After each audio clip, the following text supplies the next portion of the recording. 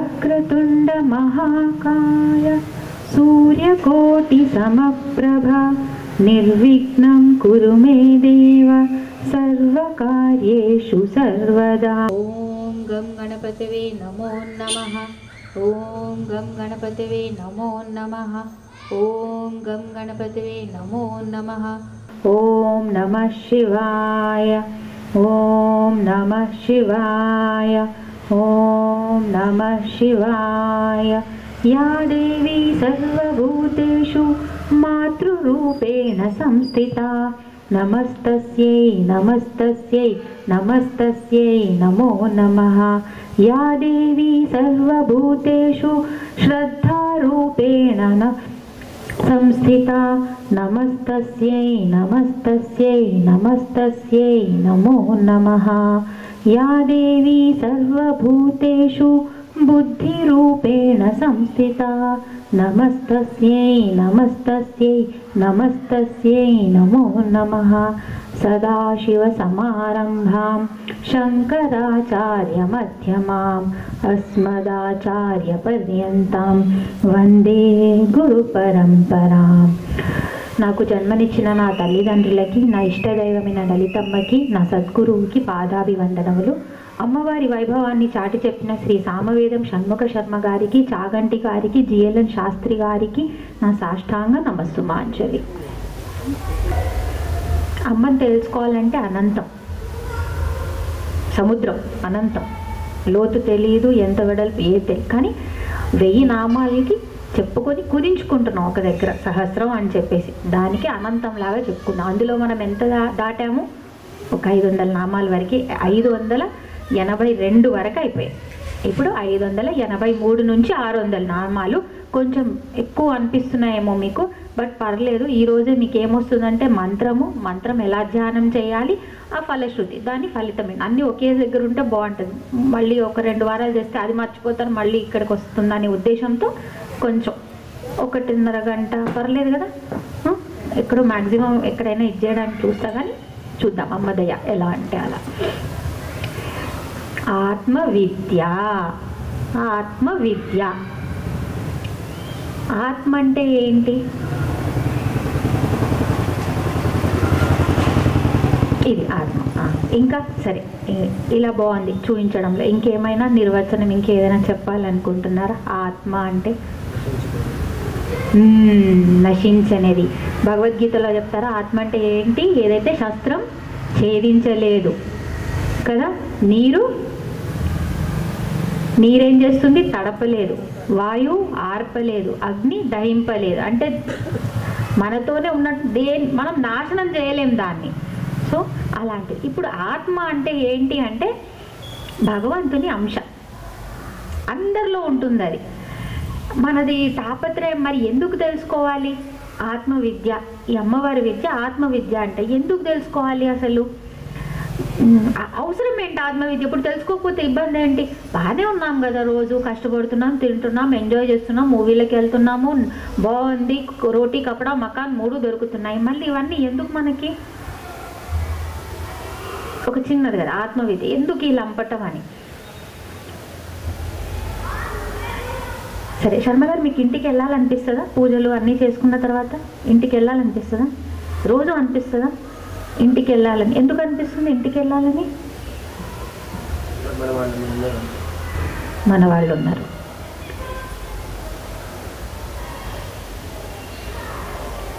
మీరు ఎక్కడైనా బయటికి వెళ్ళారు, సరే పుణ్యక్షేత్రాలకు వెళ్ళారు, ఆల్రెడీ 2 నెలలు అయిపోయింది, 2 నెలల పైన తిరుగుతున్నారు.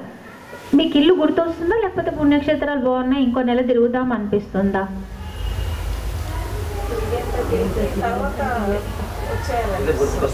ఇల్లు గుర్తొస్తుంది. మీకు మేడం, మీకు 3 పిల్లలు కదా, అందరి దగ్గరికి వెళ్ళారు, ఇంకా వాళ్ళ దగ్గర మళ్ళీ వాళ్ళ దగ్గరే తిరగాలనిపిస్తుందా? లేకపోతే ఎక్కడో మీ అంటూ ఒక ఉన్న ప్రశాంతత, ఇక్కడ నేను వెళ్ళాలి, ఇంకా ఇంటికి చేరాలి అని ఎప్పుడైనా అనిపిస్తుంది? ఎక్కడైనా వెళ్ళండి, మూవీకి వెళ్ళండి, లేకపోతే బంధువుల ఇంటికి వెళ్ళండి, మీ పిల్లల ఇంటికి వెళ్ళండి, మీ పనికి వెళ్ళండి, ఎక్కడైనా తిరిగి మళ్ళీ మీ గూడు ఒకటి ఉంటుంది, మీదంటూ ఒక గూడు ఉంటుంది, అక్కడికి మీకు చేరాలని అనిపిస్తుందా? అనిపించదా? ఒక రోజుకో, ఒక నెలకో, సంవత్సరానికో, 2 సంవత్సరాలు. అదే ఆత్మ. తెలీదు, కానీ ఏదో అది లాగుతుంది, అక్కడికి వెళ్ళిపోవాలి. ఏంటంటే నీది ఎక్కడైతే ఉందో అక్కడికి నువ్వు లాగించు. ఇప్పుడు మనం దేంతోని, నా సంసారం, నా పిల్లలు, నా భార్య, నా ఇల్లు, అంటే మనకి దేంతో పెట్టాలో అర్థం కావట్లేదు.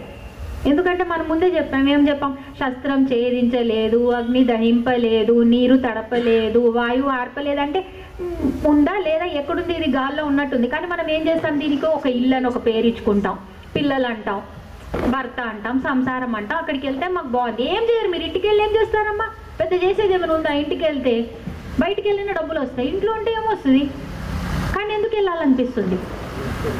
ఎలా అయితే మనిషి అంటే ఇక్కడ ఈ జీవరాశి ఇందులోకి వచ్చిన తర్వాత ఇల్లు ఎలా అయితే మనల్ని లాగుతుందో, అలాగే మనం ఇన్ని జన్మల తర్వాత కూడా మళ్ళీ ఈ అమ్మ దగ్గరికి వెళ్తున్నాం తెలుసుకోవాలంటే అలాంటి లంపటం ఏదో తెలియనిదనమాట. అంటే ఇది మనది కాదు, ఇక్కడ వస్తున్నాం, పని చేస్తున్నాం, ఆడుతున్నాం, 10 మందితో కలుస్తున్నాం, కానీ ఇది మనం కాదు, ఇది మన ఇల్లు కాదు, మనం చేరాల్సింది ఒక దగ్గర ఉంది, అదే ఆత్మ. కొంచెం మన భాషలో సింపుల్గా చెప్పుకోవాలి, ఏంటి ఆ లంపటం మనకి ఎందుకు ఉంటుంది అంటే నేను అని అనడానికి ఏదైతే చైతన్యం కారణం అవుతుందో అది ఆత్మ, అంతే కదా. ఇప్పుడు ఎవరైనా పరమోదించారు లేరు, వాళ్ళు అనుకుంటారా, సంబోధిస్తారా? నాకు నీళ్ళు ఇవ్వండి, నాకు అన్నం పెట్టండి అంటారా? ఆ నేను ఎక్కడ పోయింది? ఎవరా నేను?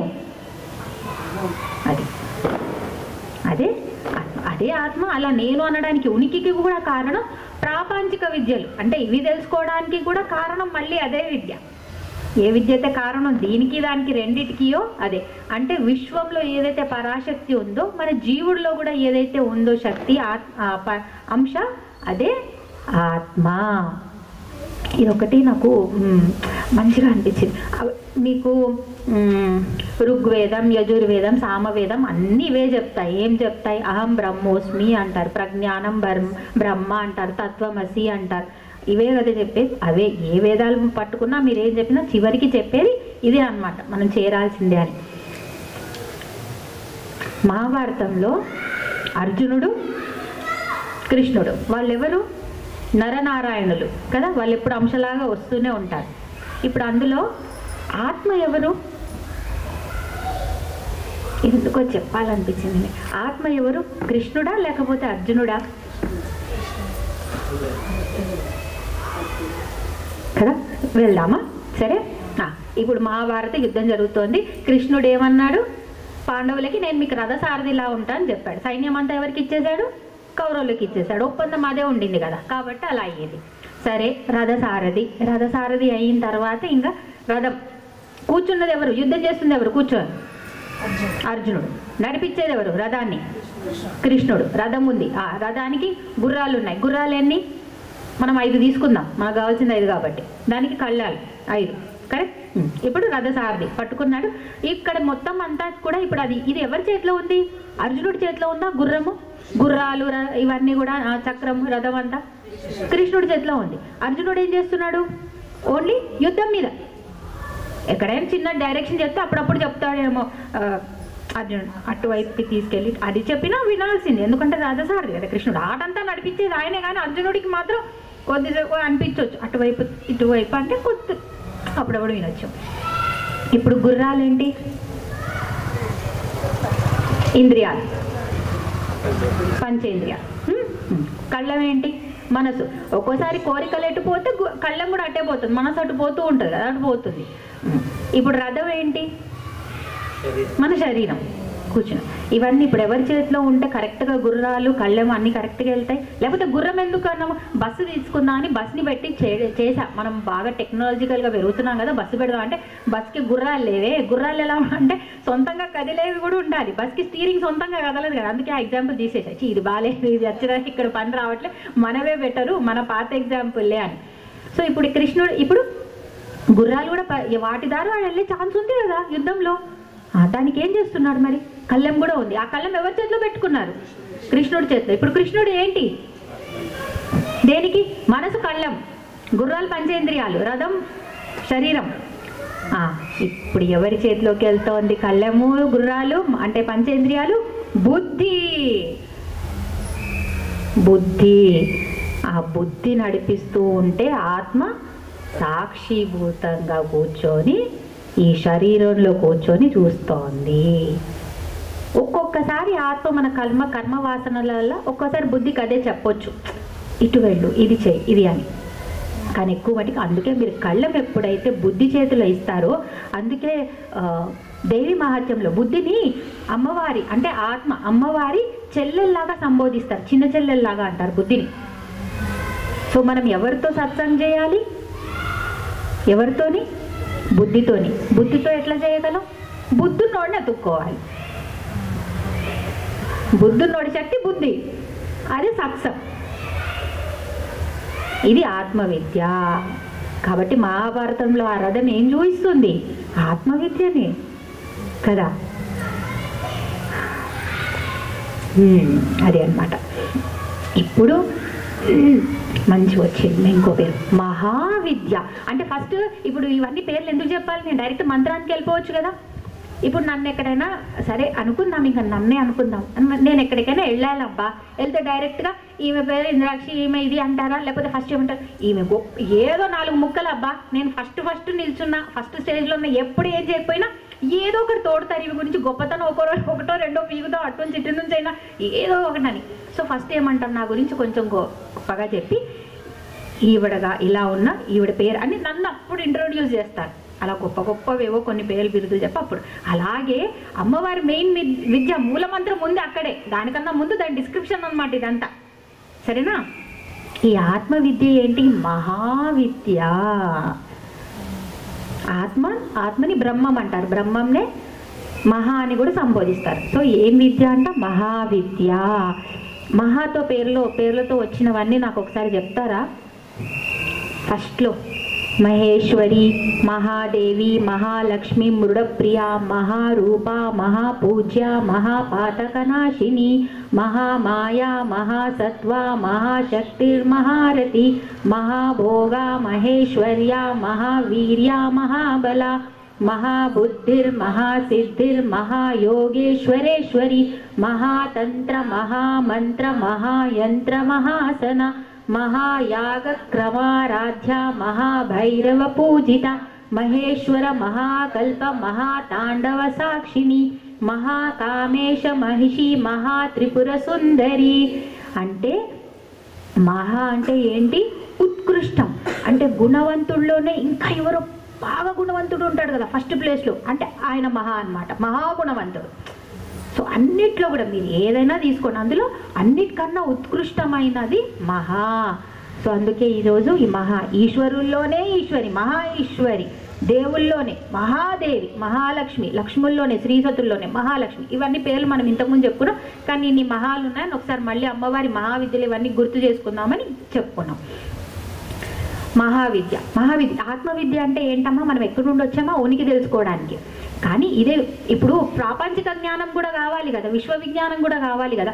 ఈ రెండు కలిపి ఆత్మజ్ఞానము, ప్రాపంచిక విశ్వజ్ఞానం, ఈ రెండు కలిపి ఏదైతే యోగ విద్య చెప్తుందో అది మహావిద్య. సంపూర్ణ జ్ఞానం అన్నమాట, ఇన్ అండ్ అవుట్. మనం అంతా ఎలా ఉంటాం తెలుసామా? మన మూక కవి గారు, కాళిదాసు గారు, లేకపోతే కొత్తగా అంటే ఇప్పుడు ఈ కాలంలో ఉన్న రామానుజమైన, రామకృష్ణ పరమహంసైన, మనం ఫస్ట్ ఏం తెలుసుకుంటాం కదా? భారతీయ సనాతన ధర్మం ముందు దైవాన్ని తెలుసుకుంటాం, లోపల మనమేంటని తెలుసుకొని అదే దాన్ని ప్రాపంచిక విద్యలోకి వాడతాం. ఇప్పుడు రామానుజం గారు మ్యాథమెటిక్స్ అలా వాడాం. ఇప్పుడు మూక కవి గారు మూక పంచశతి రాశారు. అంటే ఫస్ట్ తెలుసుకుంటాము, ఇన్నై ఆ తర్వాత బయటికి వస్తాం. ఇప్పుడు మన ఐన్స్టీన్ ఉన్నారు, లేకపోతే అలెగ్జాండర్ ఉన్నారు, వీళ్ళందరూ ఏం చేస్తారు? ముందు బయట నుంచి వెళ్తారు. బయట నుండి వెళ్తూ ఏదో సైంటిస్టో ఏదో రీసెర్చ్ చేస్తూ లోపలికి వెళ్ళే కొద్దీ అరే ఇది మనకు అర్థం కానిలాగా ఏదో ఉంది, అంటే మనకన్నా పెద్ద శక్తి ఒకటి ఉంది. ఫస్ట్ మనమే గొప్ప అనుకునే వెళ్తారు. వెళ్తూ లేదు ఇది మనది కాదు, ఇంకేదో గొప్ప శక్తి దీని వెనక ఉంది అని తెలుసుకుంటుంటారు. మనం ముందు శక్తిని తెలుసుకొని ఆ శక్తి ద్వారా మనం బయటికి వద్దాం. మన ప్రకాశం అంతా మనం కాదు, ఆ శక్తి మన చే ప్రకాశింపబడుతుంది, మనం మాధ్యమం అవుతున్నాం. అక్కడ వాళ్ళు ఏమంటారు, మేమే గొప్ప అంటారు. వచ్చి ఆ తర్వాత లోపలికి వెళ్ళి లేదు ఇది మనది కాదు, ఇంకేదో శక్తి ఉంది. ఈ తేడా అన్నమాట. పాశ్చాత్య దేశాలకి మన భారతదేశానికి సనాతన ధర్మానికి ఉన్న తేడా ఇది ఇక్కడే వస్తుంది అన్నమాట. ఇప్పుడు మహావిద్య 10 మహావిద్యలు ఐడియా ఉన్నాయా? ఎన్ని? 10. ఇప్పుడు ఒక మంచి స్టోరీ. దక్షుడికి అమ్మవారు, ఆ దక్షుడు ఏం చేశాడు? దక్షుడు ప్రజాపతి, బ్రహ్మ మానసపుత్రుడు. సో ఆయన అన్నాడు, సరే నువ్వు సృష్టి చేయాలి, సృష్టి ధర్మం కదా అంటే ఆయన అన్నాడు, లేదు నాకు సాక్షాత్తు ఆ శక్తి పరాశక్తి కూతురులా వస్తే నేను ఇంకా బాగా చేయగలనని. సరే ఆయన తపం చేశాడు, అమ్మవారిని కూతురుగా కావాలి. అంశ కూడా అనలేదు, సాక్షాత్ అమ్మవారే కావాలన్నాడు. సరే అమ్మవారు వచ్చింది. అమ్మవారు వచ్చిన తర్వాత ఒక కండిషన్ పెట్టింది. ఎందుకంటే దక్షుడికి కొంచెం ఇది ఉందని, స్క్రూలు ఉందని తెలుసు. ఏంటది? శివుడు అంటే అని నేను శివుణ్ణే పెళ్ళాడతాను అంటే అప్పుడు ఆయన సరే ఏదో సరే అమ్మ అన్నాడు. అలా కూడా అనలేదు. సరే అమ్మవారు వచ్చింది. ఆ తర్వాత ఆయన కూతురులా వచ్చింది కదా, కూతురులా వచ్చింది. మహానుభావులు అంటే రోజు మనతో పాటే తిరిగితే అలవాటు అయిపోతే సామాన్యులు అయిపోతారు. ఆయన కూడా అప్పుడు ఈ పరాశక్తే వచ్చి నా కూతురు కానీ మర్చిపోయి కూతురు అనుకోవడం స్టార్ట్ చేశాడు. పెళ్ళి వస్తుంది, ఆ అమ్మవారేమో శివ అంటోంది. అమ్మో ఇదేదో లాగా ఉంది. స్వయంవరం పెట్టాడు. అమ్మ స్వయంవరానికి కూడా సరే అంది, ఏమనలేదు. ఓం నమ శివాయ అంది. గాల్లో ఏమంటారు మాల వేసింది, వేస్తే అది ఎక్కడ పడింది? మళ్ళీ శివుడి మెడలోనే పడింది. సరే స్వయంవరం అన్నం నాది పాటించింది. నేను కూడా ఇంతమందిలో మాట ఇచ్చాను, నువ్వు స్వయంవరంలో ఎవరిని కోరుకుంటే వాళ్ళకే ఇస్తాను. సరే ఇచ్చేసాడు. కానీ శివనింద మాత్రం ఆపలేదు, చేస్తూనే ఉన్నాడు. సరే ఇది మాత్రం ఆ తర్వాత ఇంకా ఈయన ఒక దక్ష యజ్ఞం పెట్టాలని అనుకున్నాడు దక్షుడు. ఈ విషయం నారదుడు తీసుకెళ్ళి శివుడి చెవిలో వేశారు. ఇట్లా చేయాలనుకున్నా అంటే శివుడు సరేలే మనకు పిలవలేదు కదా, సరే ఎందుకులే అని అమ్మవారు వచ్చింది. ఏంటి అంటే ఇట్లా మీ తండ్రి గారు యజ్ఞం చేస్తున్నారంట అంటే, మరి అయ్యో మనల్ని పిలవలేదే అని ఒకసారి అమ్మవారే అనుకున్నా. లేదు ఎంతైనా తండ్రే కదా, పిలిస్తే ఏంటి, పిలవకపోతే నా ఇల్లే కదా, వెళ్దాం పదండి అని. పిలవని పేరంట అని కొద్దమ్మా అన్న. మనకు కూడా ఆగదు కదా, హాయ్ అది ఎట్లా కుదురుతుంది అని. అయితే శివుడు వెళ్ళు, ఎంతైనా దాక్షాయనివి కదా అన్నాడు. దాక్షాయణి అని సంబోధించాడు. ఏమన్నావు అని. ఎంతైనా మీ తండ్రిలాగా నువ్వు కూడా మొండిదానివే కదా, అది అందుకే నువ్వు దక్షుడి కూతురు కదా, దాక్షాయణి అన్నాను అని. అంతే. ఆయన ఇలా అని ఇలా ఉన్న అమ్మవారు అయ్యవారు ఇలా ఉన్నారు, అయ్యవారు ఇంకా తిరిగి అట్ట వెళ్తున్నారనమాట. శివుడు అట్లా వెళ్ళగానే ఆయనకి ఒక నల్లటి కాంతి, అంధకారం, అందులో ఒక కాంతి రేఖలాగా అనిపించింది. ఏంటబ్బా ఇట్లా అయ్యిందేంటా అని మళ్ళీ ఇటు దిక్కు వెనక వైపు అమ్మవారి వైపు అటు అలాగే కనిపించింది. ఇటు దిక్కు అంటే తూర్పు పడమర ఉత్తర దక్షిణ 4 దిక్కులు అలాగే అనిపించింది. ఏంటి ఇలా అనిపిస్తుంది నాకు అని. సరే ఇంకా మిగతావి ఇంకో 4 దిక్కులు మిగిలాయి కదా, ఏంటవి? మన ఈశాన్యం, ఆగ్నేయం, నైరుతి, వాయువు. అలా కూడా మొత్తం ఎన్ని దిక్కులే ఇప్పటివరకు? 8. పైన ఊర్ధ్వం, కింద అలాగే అదో 10 దిక్కులు చూసినా ఒక నల్లటి కాంతిలాగా. ఏంటబ్బా ఇలా ఉంది అంటే అమ్మవారు అంటుంది, నన్ను దాక్షాయణి అంటావా, ఇప్పుడు నీకు పని ఒక్కటే స్వరంలో అంటే 10 దిక్కుల నుంచి వచ్చిన నల్లటి కాంతి 10 స్వరాలతోని చెప్తుంది. ఇప్పుడు నేను నీకు ఒక పని ఇస్తున్నాను, నేను వెళ్ళేసి వస్తాను, నేను వెళ్ళొచ్చే లోపల ఇవే నా 10 మహావిద్యలు, వీటికి తంత్రశాస్త్రం మీరు రాస్తారు అని. అంటే ఇది ఎలా చెయ్యాలి అనే తంత్రం, టెక్నాలజీ అనే బుక్కుని ఈ తంత్ర శాస్త్రాన్ని మీరు రాస్తారు. సో 10 మహావిద్యలకి గురువెవరు? శివుడు. అంటే అమ్మవారు అనుకుంది ఇంకా ఈ దక్షుడికి నేను కూతురుగా ఉండొద్దు, ఆయనకు వచ్చే కూతురుగా కావాలన్నాడు. కానీ ఇక్కడ శివనింద ఎక్కువైపోతుంది. ఇంకా నేను దక్షుడు కూతురుగా ఉండదలుచుకోలేదని ఒక రకం వరకు కొంచెం ఫిక్స్ అయిపోయింది అమ్మవారు. శివుడికి ఊరికనే వెళ్తూ అనుకోలేదు, ఈ టాస్క్ కూడా ఒకటి పెట్టెళ్ళింది అనమాట. సో 10 మహావిద్యలు ఎలా వచ్చాయి అని చెప్పడానికి ఇది మహావిద్య. సో ఇక్కడ ఉన్నవి 10 మహావిద్యలు. 10 మహావిద్యల పేర్లు తెలుసా? కాళి, తార, షోడశి, ఇక్కడ ఉండేది కాళీ, తారా, షోడశి, భువనేశ్వరి, త్రిపుర భైరవి, చిన్నమస్త, ధూమావతి, బగళాముఖి, మాతంగి, కమలాత్మిక, 10 మంది. ఇందులో మిగతా వాళ్ళందరూ మనకి కావాల్సినవన్నీ ఇస్తారు. ఇప్పుడు మీకు కోర్టు కేసు నడుస్తోంది, అక్కడ అతను వచ్చి నిజం చెప్తాడు, మీది పాయ్. అప్పుడు ఏం చేస్తారు, బగళాముఖిని అమ్మ కొంచెం ఈసారికి ఏదో ఒకటి చేసుకోవా, మేనేజ్ చేయవా అంటే అక్కడికి వెళ్ళి అక్కడ వచ్చి ఆ సాక్షి ఆ రోజు ఒక మాట చెప్పాలి, కానీ నోట్లోంచి మాట రాదు. బగళాముఖి బంధనం.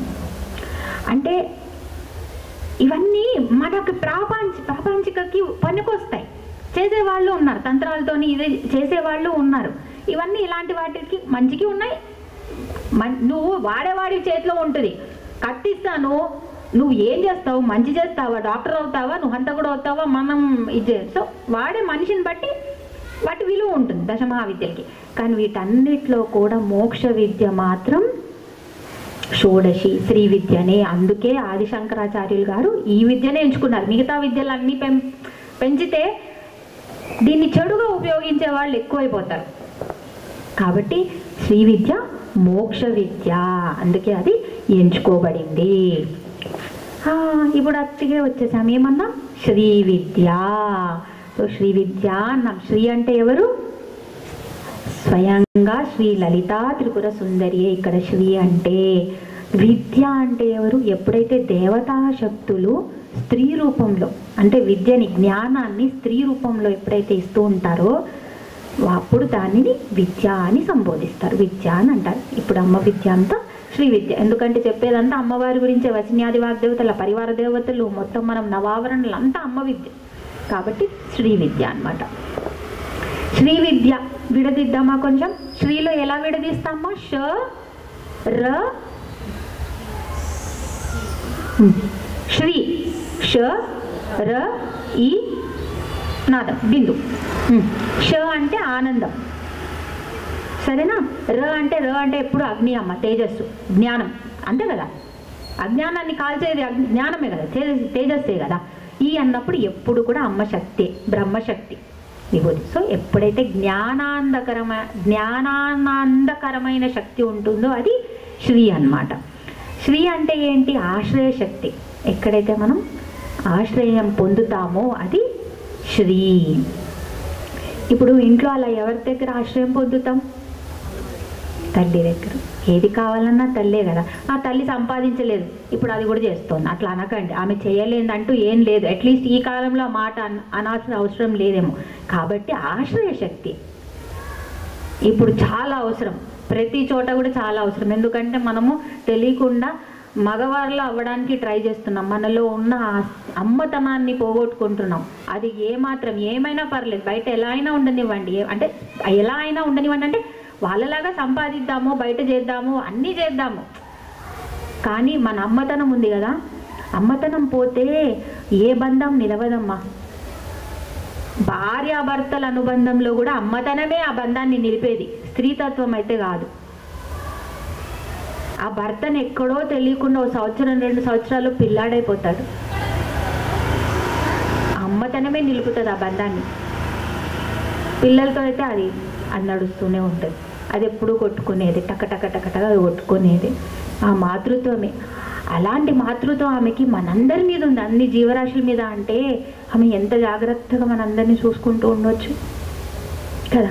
మీలో ఎంత, ఇప్పుడు మీ పిల్లలందరూ ఎంత పెద్దగా అయినా ఒక్కరోజు ఇంటికి వచ్చి అన్నం తినలేదంటే ఫస్ట్ కొట్టుకుంటే తినరా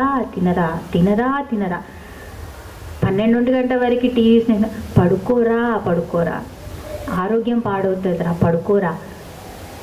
ఇంకెక్కువ చేస్తే ఏం చేస్తాం? 4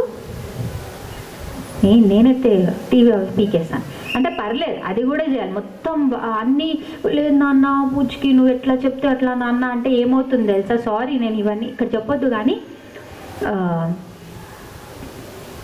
బాగా ఇష్టం ఇది ఇంద్రియ నిగ్రహం లేకపోతే ఏమవుతుంది అంటే, మొన్న పుష్ప 2 సినిమా వచ్చిందంట కదా, ఒక ఫ్యామిలీ వెళ్ళారు సినిమాకి. ప్రోద్బలం ఎక్కడ? అది ఆ చిన్న పిల్లాడు, ఎవడ ఏజ్ ఎంతో 11 years ఎంతో నాకు తెలియదు, పుష్ప ఫ్యాన్ అంట. సో అపార్ట్మెంట్లో కూడా అందరూ పుష్ప అనే అతను అంటారంట. సో అతన్ని తీసుకెళ్ళాలి అంటే సరే వాళ్ళ ఫాదర్ 1100 పెట్టి 4గురికి టికెట్లు పెట్టి 4గురిని అక్కడ రమ్మన్నారు, నేను అక్కడ కలుస్తా అన్నాడు.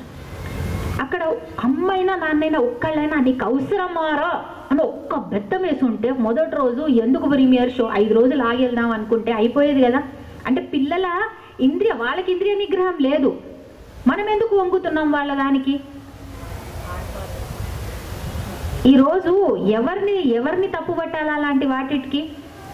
ఇంద్రియ నిగ్రహం కదా, పర్లేదు ఈరోజు చూసేది 5 రోజుల తర్వాత చూడు.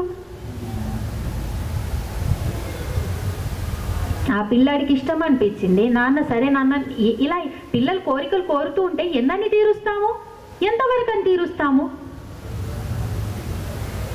అందులో ఆల్రెడీ ఆవిడ రేవతి గారు అనుకుంటా, తను వాళ్ళ హస్బెండ్కి ఆర్గన్ డొనేషన్ చేసింది. మీరంతా న్యూస్ చూస్తారు కదా, నేను కొంచెమే చూసాను. లివరా లంగా ఏం లివర్ అలా చేస్తే అసలు మాతృత్వం మొత్తం. ఇప్పుడు ఆ కొడుకు అడిగితే ఈ అమ్మ వెళ్ళింది, కొడుకు కొంచెం ఇబ్బందులు వచ్చి బయటకు వచ్చాడు, ఎట్లాగో లాగేసుకున్నాడు, అమ్మ పోయింది. ఇప్పుడు వాళ్ళ జీవితం ఏంటి? మీరు ఎన్నైనా ఇవ్వండి, తిరిగి ఇస్తారా? నేర్చుకోవాలి మనం కూడా. ఏమో నాకు అనిపించింది పిల్లలు ఏది అడిగితే అది ఒక్కోసారి మన అమ్మలాగా మనకు అనిపిస్తుంది, ఇది వద్దు అనిపిస్తుంది. కానీ తర్వాత వాళ్ళ ఆశలకు వంగేస్తాం. ఎక్కడో వీడు అడుగుతున్నాడు కదా, ఎక్కువ వద్దులే పోనీలే ఇచ్చేద్దాం, అక్కడ ఎక్కడో. లేకపోతే ప్రతి అమ్మలో శక్తి ఉంటుంది తెలుసా, అనిపిస్తుంది వద్దు ఇది మంచిది కాదు, ఇది ఏదో అనిపిస్తుంది వద్దు అని. ప్రతి వాళ్ళకు ఉంటుంది అది. అనిపించినప్పుడు మనం కూడా ఒక మాట మనది అనాలేమో, మొత్తం వాళ్ళు వంగేద్దేమో అనిపించింది. అమ్మనో నాన్ననో ఒక్కటంటే ఆ రోజు ఏమో గండం గడిచి వేరేలా ఉండేది వాళ్ళ జీవితం. అలా అందుకే శమాత్మిక, శమనం, ఇంద్రియ నిగ్రహం లేని చోట అమ్మ ఉండదు. శ్రీ విద్య, అయ్యో ఇంతకీ శ్రీ విద్య అంటే ఏంటి? ఎన్ని అక్షరాలు శ్రీ విద్య? 15 అక్షరాలు, పంచదశి. వాగ్భవకూటం, కామరాజుకూటం, శక్తికూటం. వరకు వాగ్భవకూటం, ఇక్కడ నుంచి నాభి వరకు కామరాజుకూటం, కింద నుంచి మొత్తం శక్తికూటం అన్నమాట అమ్మవారిది. అందులో ఫస్ట్ దాంట్లో 5 ఉంటాయి. కూటం అంటే ఒక ఖండం, ఒక భాగం లాగా. ఇక్కడ 5 ఉంటుంది, ఇక్కడ నుంచి 6 ఉంటుంది, కింద 4 ఉంటాయి. ఆ అక్షరాలు అవి కూడా మనం చెప్పడానికి మనకు లేదు కాబట్టి నేను దానిలోకి ఏం వెళ్ళట్లేదు. ఇప్పుడు మరి శ్రీ విద్య పంచదశి అని తెలిసింది. మరి దీన్ని ఇచ్చింది ఎవరో కూడా ఒకసారి గుర్తు చేసుకోవాలి కదా. వాళ్ళెవరు? కామ సేవిత. కామం అంటే కోరిక. సరే ఇప్పటి వరకు కోరిక అని అనుకుందాం. కామం అంటే కామంకి ఎవరెవరికి ఉంది ఆ పేరు? మన్మధుడికి కామం అని పేరు ఉంది, తెలుసు కదా. ఇంకో కామం ఎవరు? కామేశ్వర ప్రేమరత్నమణి ప్రతిపడస్తిని కామేశ్వర. అసలు మళ్ళీ లలిత సహస్రనామం అంతా శివుడు అని ఎక్కడ ఉండదు, ఆయనను సంబోధించడం అంతా కామాక్షి, కామేశ్వర అనే నడుస్తుంది. ఇంకా ఇక్కడ కామేశ్వర స్వరూపమైన శివుడు. ఇంకోటి మనమే కోరికలు కావాలి కదా, కోరికలు ఉన్న వాళ్ళందరూ అమ్మని ప్లీజ్ రోజు నడుస్తూనే ఉంటుంది మనది. ఏం కోరుతామో ఎవడికి మనసులో వాడికి ఉంటుంది. ఒకడికి చిన్నది ఉంటుంది, ఒకడికి చాలా పెద్దది ఉంటుంది. సో మన్మధుడు ఇచ్చాడు శ్రీ విద్య, కామరాజు కూటం అని. అందుకే ఆయన పేరు మీదే హాది కూటం అని అంటారు, లేకపోతే కామరాజు కూటం అంటారు. ఈ మధ్య భాగం అంతా ఉంటుంది అనమాట. సౌందర్య లేరు కదా మేడం, 8వ శ్లోకం కదా ఉంటుంది, మన్మధుడి గురించి ఉంటుంది, బాణాల గురించి. 8వ శ్లోకం సౌందర్య లేరు ఉంటుంది, 8వ నంబరు 11. అది ఒక్కసారి చదవరా? అందులో ఉంటుంది, అనంగుడైన మన్మధుడు అమ్మవారు హరనేత్రాగ్ని సందక్త కామ సంజీవన ఔషధి. శివుడు నేత్రంలో భస్మమైన మళ్ళీ జీవించాడు. ఎవరు బతికించింది? అమ్మ. సంజీవని ఔషధి బతికించింది. 8 పర్లేదు.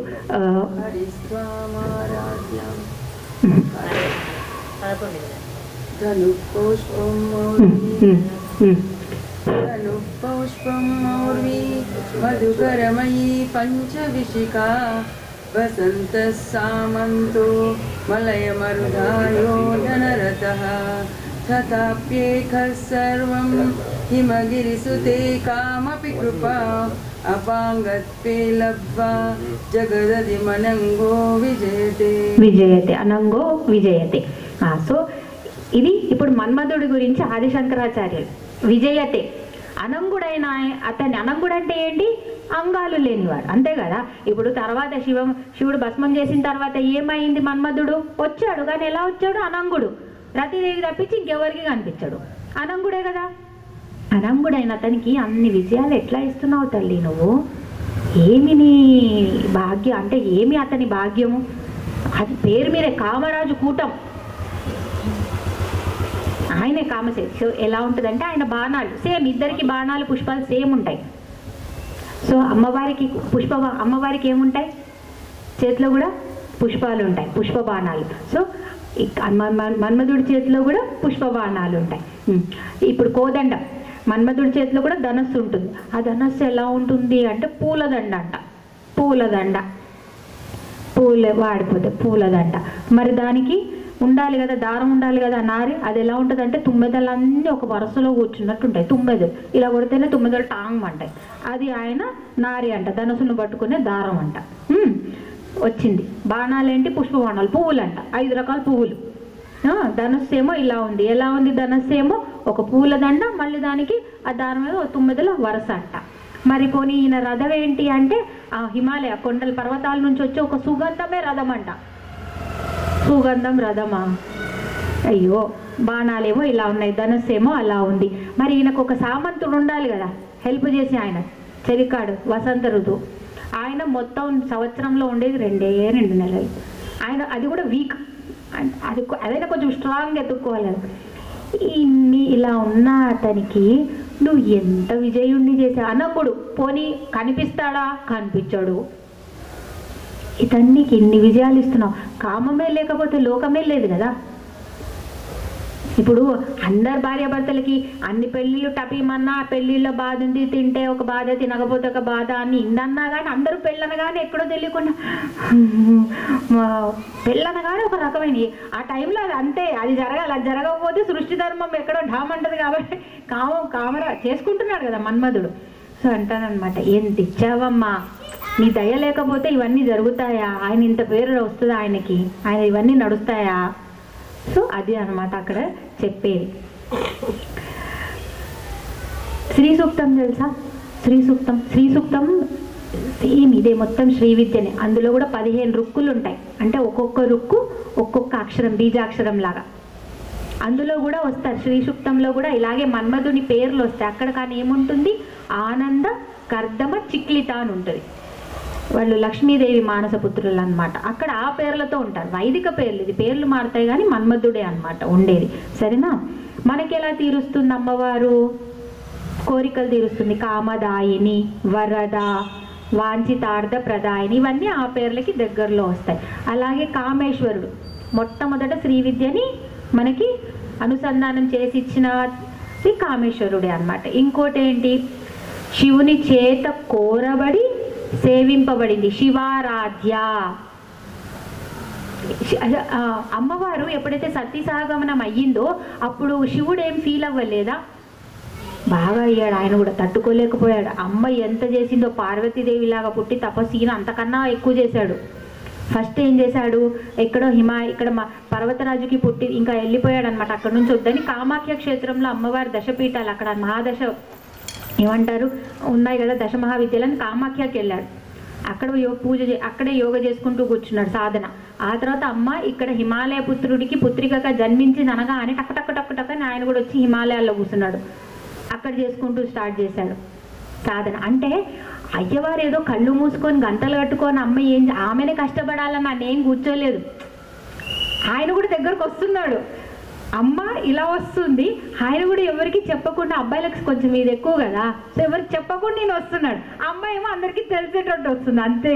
ఈయన కూడా అలాగే వస్తూనే ఉన్నాడు అనమాట. సో అక్కడ శివుని చేత కోరబడి సేవింపబడినది అది కామసేవిత. 14 మంది ఉపాసకులు ఉన్నారు అమ్మవారికి. శ్రీ విద్యకి పేర్లు తెలుసా? ఒకటి శివుడు, బ్రహ్మ, విష్ణు, లోపాముద్రార్చిత. లోపాముద్ర ఏమంటారు? భార్య. ఎవరి భార్య? అగస్త్య మహాముని. సో అగస్త్య మహాముని, దుర్వాస మహాముని, మనువు, చంద్ర విద్య, మను విద్య, సో అక్కడ కుబేరుడు, దత్తాత్రేయ, బలరాముడు, దక్షిణామూర్తి, కుమారస్వామి చెప్పాను. 14 మంది వచ్చారు. ఒక దగ్గర 12, 13, 14 అంటారు, 14 మంది అనమాట. ఇప్పుడు ఇంత చెప్పాం కదా, కామసేవిత అన్నాము, శ్రీ విద్య అన్నాము. శ్రీ విద్య ఎన్ని అక్షరాలు అని చెప్పాను? 15 అక్షరాలు. ఇప్పుడు దానికి ఒకటి ఉంటుంది, దానికి మించి ఏంటది? షోడశి, శ్రీ షోడశాక్షరి విద్య. సో ఇప్పుడు ఉన్న 15 అక్షరాలకి శ్రీమని కలపాలి, కలిపితే అదే షోడశి అవుతుందన్నమాట. 16 అక్షరాలు. తిథి నిత్య దేవతలు ఎంతమంది మా? 15. అమ్మవారు మహానిత్య, అంతే ఉంటుంది, మారదు. సో ఇది తెలియకుండా ఎక్కడో తిథి నిత్య దేవతల గురించి కూడా చెప్తుంది. శ్రీ షోడశాక్షరి విద్య. నేను దీని లోపలికి ఎక్కువ వెళ్ళను, అంటే అన్ని బీజాక్షరాలు ఉన్నాయి, అవి చెప్పాలో చెప్పొద్దు కూడా నాకు లేదు, ఎందుకంటే మనకి లేదు, ఉపదేశం లేదు, మనం 10 మందిలో చెప్పుకోవద్దు అది కూడా. అందుకే అక్కడ రాశాను. షోడశి 2-3 రకాలుగా ఉంటుంది. షోడశి ఉంది, మహాషోడశి ఉంది. కానీ నేను మన అర్హత మైట్ బి మనం చూడడం వరకు, కానీ మనం ఉచ్చరించేది కూడా ఉంటుంది, దానికి ఒక విలువ ఉంటుంది. ఎందుకంటే అవి ఎలా పడితే అట్లా కాదు. కాబట్టి నేను దానికి విలువ ఇచ్చి నేను ఇంతే ఇది అనుకోండి, శ్రీ షోడశాక్షరి విద్య అనుకొని ముందుకెళ్దాం. ఒక మంత్రానికి కూడా ఏముంటుంది? మంత్రానికి 3 భాగాలు ఉంటాయి, బీజం, కీలకం, న్యాసం అని. సేమ్ వాగ్భవ కూటం, కామరాజు కూటం, శక్తి కూటం అని.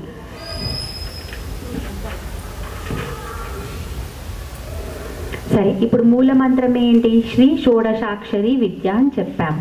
ఆ తర్వాత ఇప్పుడు అమ్మ ఎలా ఉంది? త్రికూట అంటే 3 కూటములుగా ఉంది, 3 భాగాలుగా ఉంది. ఏంటది?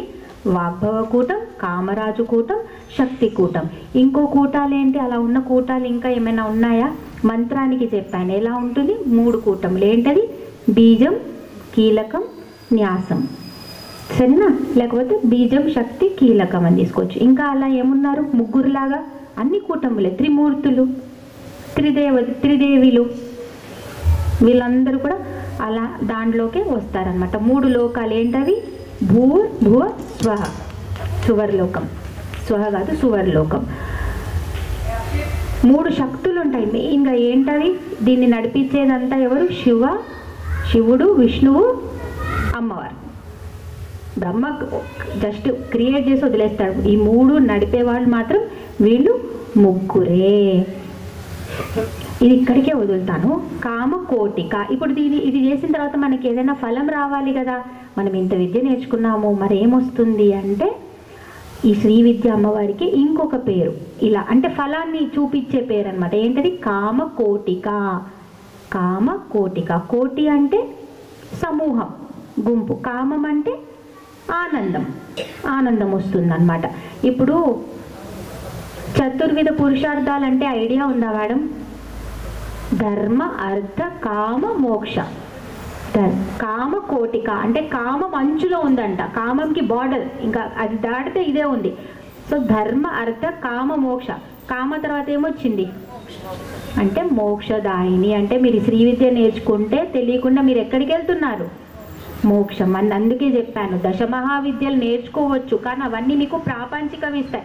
అంటే ఒకటి మీద కోపం ఉంది, 10 మహావిద్యలు నేర్చుకున్నారు, బాగానే ఉంది, కానీ కోపం ఉందంటే ఏం చేస్తారంటే తెలుసా, ఈ విద్యని వాడి మీద ప్రయోగిస్తారు, తప్పుడు ప్రయోజనాలు. అంటే మన సొంత లాభాలకి అయిపోతుంది. ఇక్కడ అమ్మ సొంత లాభాలు కాదు, నువ్వు మంచి చేస్తే సరే, లేకపోతే దీని తర్వాత ఏం ఎఫెక్ట్ ఉందో అది కూడా నెక్స్ట్ నామాలు చెప్తుంది. కాబట్టి ఇది లోక కళ్యాణం కోసం మంచిది శ్రీ విద్య అనేది. కామకోటిక అది. ఇంకోటి కామకోటి అంటే ఎక్కడైతే సమూహం అన్నాం కదా, ఏం సమూహం? శివశక్తేక రూపిణి. అంటే ఎక్కడైతే కామేశ్వర కామాక్షి ఒక్కళ్ళైపోతున్నారు, కంచి కామకోటి, ఏకాంబరేశ్వరుడు కామాక్షి అమ్మవారు ఒక్కటయ్యే చోటు. సో శివశక్తి కలిస్తే అదే కదా, అదే మోక్షం కదా. వాళ్ళిద్దరు ఒకటైనప్పుడే, తెలుసుకున్నప్పుడే. ఇంకోటి ఏంటి? కుండలిని గురించి చెప్పేది. కింద ఉన్న అమ్మవారు, పైన ఉన్న శివుణ్ణి కలవడమే అన్నమాట. కామం అంటే ఆనందం అన్నాం కదా, మరి ఆనందం ఎవరు? అమ్మవారి. అందుకే మీరు కంచి కామాక్షికి వెళ్ళేసి మీరు ఒక్క మంత్రం, ఒక్క బీజాక్షరం చెప్పిన, ఒకటేసారి చెప్పిన, అక్కడ అది ఎన్నిసార్లు అవుతుంది? 1,000,000 సార్లు మీరు ఉచ్చరించినట్టు. మీకు అంత ఫలితం ఇస్తుంది, అంత ఆనందాన్ని ఇస్తుంది. ఎందుకు? స్వాత్మానంద లవీభూత బ్రహ్మాధ్యానంద సంతతి అంటే ఎన్నో బ్రహ్మానందాలని కూడా పక్కకి నెట్టేసి ఏముంటుంది? స్వాత్మానంద అంటే మీ యొక్క ఆనందం. అంటే ఏంటది? ఆత్మ విద్య, ఏదైతే సచ్చిదానంద రూపిణి, సత్ చిత్ ఆనందం, అదే అమ్మ. సో కామాక్షి దగ్గరికి అక్కడ కంచి కామకోటికి వెళ్తే ఒక్క బీజాక్షరం ఒక్కసారి చెప్పిన 1,00,000 సార్లు చెప్పినట్టు అనమాట. అది అంత పుణ్యక్షేత్రం. చదివారా? అందుకే ఈరోజు ఇక్కడ మా అమ్మ దగ్గర కూడా కూర్చుంటా, నువ్వు మంచి బిడ్డ వద్దా కూర్చో ఇక్కడ కూడా విను. తెలుసుకోకుండా వెళ్తే ఒకలా, ఇప్పుడు తెలిసి వెళ్తే ఖచ్చితంగా నెక్స్ట్ టైం మేడం అక్కడికి వెళ్ళి ఒక్క లైన్ చదివినా ఆ ఫీలింగ్తోని ఎరుక లేకుండా చేసే పనికి, ఎరుక ఉండి చేసే పనికి ఎప్పుడు తేడా ఉంటుంది. అట్లీస్ట్ కోవిడ్ వచ్చినప్పుడు రోజు మీరు పీలుస్తున్నారు మేడం, మీరు గాలి పీలుస్తున్నారు, మీ పిల్లలు ఏదో మామూలుగా ఆట కోసం కొంచెం ముక్కు మూసారు, ఏమంటే అని కొట్టేస్తారు, వాడు వదిలేస్తాడు, వెళ్ళిపోతారు. కానీ కోవిడ్ అప్పుడు ఎవరు ముక్కు మూయలేదు, అయినా అయిందా లేదా? మనందరి బదులు కుక్కకి దగ్గరలో అటు ఇటు అయిపోయింది, కుక్క ఎలా అంటది, ఎప్పుడు వస్తుందో దేవుడా. ఉండింది అట్లా పరిస్థితి నిజంగానే. అప్పుడు ఏమనిపించింది, ఓహో ఈ గాలి మనం పుట్టినప్పటి నుంచి మనకి ఎరుక లేకుండా మనకి ఎంత సహకరించింది, అసలు ఇది ఒకటి ఉంది అనేది కూడా మనకు తెలియదు, అంతలాగా మనకి హెల్ప్ చేసిందే. అప్పుడు ఎరుక వచ్చిందా లేదా ఒక్కసారికే? అసలు మన ప్రాణం అంతా దేని మీద నిలబడుతుంది? డబ్బు మీదనా? I love you you love me మీదనా? ప్రేమ మీదనా? సినిమాల మీదనా? తిండి మీదనా? బెడ్ మీదనా? దేని మీద? అది ఎరుక. అదే అవేర్నెస్ అంటారు, ఎరుక అంటారు. సో ఇలా ఉంది. ఇప్పుడు ఈ అమ్మవారిని అంట వీళ్ళందరూ కటాక్ష కింకరీభూత కమలాకోటి సేవిత. కటాక్షం అంటే కటాక్ష చూపు ఉంది, అనుగ్రహపూరితమైన చూపు. అంటే దీన్ని ఈక్షిత అని కూడా అంటారు. నేను చెప్పేది వినిపిస్తుంది కదా? డన్.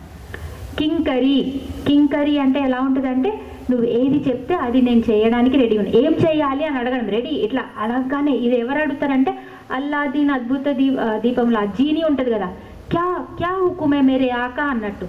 అది ఒకటేసారి అడుగుతుంది, ఒక అల్లాదీన్కు ఒక జీని మాటలు. ఇక్కడ కాదు, అమ్మవారిలా చూడగానే ఎంతమంది కమలాకోటి, కమలం అంటే ఎంతమంది లక్ష్ములు, ఎంతమంది కోటి ఐశ్వర్యాలు సేవిత, వాళ్ళచే సేవించబడేదల్లి. అంటే అమ్మవారు ఒక చూపు అంట, అనుగ్రహపూరితమైన చూపు. ఇలా ఎప్పుడెప్పుడు అమ్మ చూస్తుందా, చూడగానే అమ్మ ఏం చేయాలి, ఇలా రెడీ. సో అమ్మవారిని కామదాయిని మనం పట్టుకుంటే, అమ్మ దగ్గర ఇంతమంది లక్ష్ములు ఉన్నారు కాబట్టి ఆమె వాళ్ళ వైపు చూసింది అనుకోండి ఒక్కసారి, వాళ్ళందరూ మన పని చేయడానికి ఇక్కడికి వచ్చేస్తారు మన దగ్గరికి.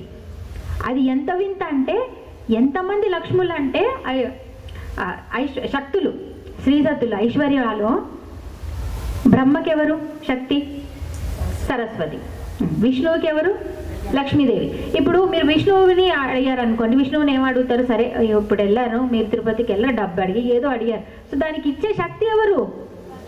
లక్ష్మీదేవే కదా ఇస్తుంది. అలాగే మీరు జ్ఞానం అడిగారు, సరే బ్రహ్మదేవుడికి ఇచ్చే శక్తి ఎవరు? ఇవ్వాల్సింది మాత్రం అమ్మవారే కదా మీరు. కానీ వీళ్ళంట అక్కడ తక్కువ ఇక్కడ ఎక్కువ ఉంటారంట. అక్కడ సగం అక్కడ పని ఇంతే చేస్తారంట, ఇక్కడ ఇటువైపే అమ్మ ఎప్పుడైనా చెప్తే వెళ్ళిపోదాము, అక్కడ కూడా వదిలేస్తారంట. వదిలేసి ఇక్కడ ఎక్కువసేపు చేస్తారంట, ఇక్కడ భక్తులు చేయడానికి ఎక్కువ ఇష్టపడతారంట. ఇప్పుడు మనం ఎలా ఉంటాం తెలుసా? మేడం మీరు కొంచెం నాకు ఆ పని, సరే చేస్తాం. ఈమెకేంది నేను చేసేది, నన్ను తీసుకురమ్మని చెప్తుందా అసలు? నేను ఎందుకు అంటున్నా అంటే, ఇది కటాక్ష కింకరీభూత కమలాకోటి సేవిత అంటే ఏం చెప్తున్నాము? నవావరణ అంటే ఖడ్గమాల స్తోత్రం చెప్తున్నాం మనం ఇక్కడ.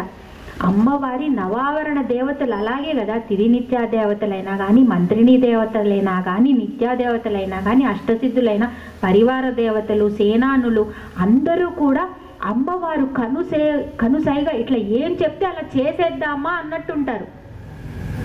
వాళ్ళందరూ శక్తులే కదా, అంటే దేవతా రూపాలే కదా, స్త్రీ శక్తి రూపాలే కదా, వాళ్ళకంత సమన్వయం ఉన్నప్పుడు మనకెందుకు ఉండకూడదు? మనం ఎందుకు ఆ శక్తి రూపాలే అంత కలిసిమెలిసి, అంటే నేను అనుకున్నా ఇది అవుతుంటే బ్రహ్మదేవుడి కన్నా ఎక్కువ ఇటువైపే పని చేయడానికి సరస్వతీదేవి ఇష్టపడుతోందా? విష్ణుదేవుడు తక్కువ ఇటు అమ్మవారి దగ్గరే, అంటే నీ భక్తులు అక్కడ కావాలన్నారు ఇచ్చేస్తున్నా, ఫస్ట్ అక్కడికి వెళ్ళి ఆ పని చేస్తావా? మనమేం చేస్తాం, మన భర్త పని ముందు చేస్తాం, తర్వాత నా సార్లే. అంటే మనమే ఎక్కడో తెలియకుండా వీక్ అవుతున్నాం. మనం స్ట్రాంగ్ ఉంటే కదా మనల్ని ఎవడనేది. ఆడోళ్ళు మనం ఒకరి మీద ఒకరి, మనం అంత ఈ పదం నాకు అందుకే అనిపించింది, ఇక్కడ మనం అలా ఉండాలి అని, ఒకే తాటి మీద ఉండాలి అని ఉన్నప్పుడు ఎంత ముద్దుగా ఉంటుంది. ఆ నవావరణ దేవతలే ఈరోజు శ్రీచక్రం అయ్యింది. వాళ్ళే పూజనీయులు అయినప్పుడు మనం ఎందుకు కామప్పుడు? అప్పుడు మనల్ని ఎవరు తక్కువ చూపు చూసేది? అప్పుడు మనల్ని కూడా అందరు గౌరవంగా చూస్తారు కదా. మనలో మనం కొట్టుకుంటున్నాం కాబట్టి మనల్ని ఎవడు పట్టించుకోవట్లేదు కదా. అసలు అక్కడ అమ్మ చూపు కోసం ఇదంట, ఇలా అనగానే డగడగడగడగా వెళ్ళిపోతారంట, నేను చేస్తా అంటే నేను చేస్తా అని అనిపించింది. ఇది చూసాక మనం కూడా నేర్చుకోవాలి కొంచెం అని. సో ఎలా ఉంటుంది అంటే, ఇప్పుడు కటాక్ష కింకరీభూత కమలాకోటి సేవిత. కమలం అని ఎందుకన్నాము? కమలం ఫస్ట్ ఎలా ఉంటుందో మొగ్గ నుంచి కమలం వస్తుంది కదా. ఇప్పుడు అలాగే మనకు అలాంటి మొగ్గే ఎవరు? బిందువు నుంచే నవావరణ వచ్చింది. ఇప్పుడు మీకు కర్ణికం, ఆ మొగ్గే అదే లేదనుకోండి, కర్ణికం, ఇవన్నీ రేకులు వస్తాయా? రావు కదా. దీనిలోంచి ఇవన్నీ వచ్చాయి కదా, వచ్చి ఎక్స్పాండ్ ఈ మధ్యలో కర్ణికం ఈ మధ్యలోనే లేదన్నట్టు అయిపోయింది. అలాగే ఈ బిందువు నుంచే ఇవన్నీ శక్తులు వచ్చాయి, ఇవేం వేరు కాదు అమ్మ నుంచి, అందులోంచి అందరు వచ్చారు. ఎక్స్పాన్షన్ అన్నమాట. ఇది ఎలా ఉంటుందంటే, సైకిల్ చక్రం ఉంటుంది కదా, యాక్సిస్ అంట మధ్యలో, ఇది తీసేశారనుకోండి మధ్యలోది నడుస్తుందా? చక్రం నడవదు. కానీ ఇది మనం అందరం దీన్ని మర్చిపోతాం, పెద్దగా పట్టించుకోం, ఇవే ఎక్కువ మనకి ఇంపార్టెంట్. కానీ వీటన్నిటినీ కలిపి పెట్టేది ఎవరు? ఈ మధ్యలో ఉన్న యాక్సిస్ పాయింట్ ఏదైతే అంటామో అదే అన్నమాట. సో అమ్మవారు కూడా అలా అందరి శక్తుల్ని, ఆ శక్తులందరినీ కూడా కలిపి పట్టే ఒక మెయిన్ పాయింట్ అన్నమాట, మెయిన్ యాక్సిస్. అండ్ అందరూ కూడా అమ్మకి అలా లోబడి ఉంటారు. అది. సో మీరు ఎవరిని ఉన్నా, అమ్మను ఒక్కదనుకున్నా మీకు కావాల్సిన ఐశ్వర్యాలు శక్తులు ఎన్ని ఉన్నాయో, ఎంతమంది స్త్రీ శక్తులు ఐశ్వర్య శక్తులు ఉన్నాయి, అన్నీ మన దగ్గరికే పరిగెట్టుకుంటూ రన్నింగ్ రేస్ పెట్టుకుంటూ మరి వస్తాయి. మనకు అదే కదా కావాలి. ఎంతమంది సేవిస్తారు అమ్మని? 64 కోటి యోగిని గణ సేవిత. యోగినీలు ఎంత? 64 కోటి యోగిని దేవతలు. ఇక్కడ నేనేమంటున్నా, కటాక్ష కింకరీభూత కమలాకోటి సేవిత అంటే అక్కడ యోగిని దేవతలు, ఖడ్గమాలలో ఉన్న దేవతలందరూ అంటున్నా. ఖడ్గమాలలో ఎంతమంది దేవతలు ఉన్నారు, వాళ్ళ పేర్లు చెప్పగానే అట్లా అనగానే టకటగా వస్తారు. అమ్మని అనండి, అమ్మ ఏం చేస్తుంది? ఆ శక్తుల్ని పంపిస్తుంది. ఆమె చేయకపోయినా నువ్వు వెళ్ళమ్మా, నా భక్తురాలకి ఇది కావాలి, ఇవ్వు, వెళ్ళిపోతారు, ఇచ్చేస్తారు. అది విభూతి అంటే ఏంటి? పరమేశ్వరుడి ఐశ్వర్య శక్తి. అన్ని నా శ్రీకృష్ణుడు ఏమంటాడు? నా విభూతులు ఎన్నో లెక్కలేనని అంటాడు. అంటే ఎన్నో శక్తులు అన్నమాట, ఎన్నో స్త్రీ శక్తులు. సో మొత్తానికి అమ్మవారి మంత్రం తెలుసుకున్నాం, మూల మంత్రం అన్నాము, అమ్మవారి పేరేంటి, ఎవరెవరు సేవించారు అంతా తెలుసుకున్నాం. ఇప్పుడు ఏమిస్తుంది? ధ్యానం చేయాలి కదా. మంత్రం వచ్చింది కదా, మంత్రం వచ్చిన తర్వాత ధ్యానం కరెక్ట్గా చేయలేదు అనుకోండి, అది పని చేయదు. ఎట్లా చేయాలి?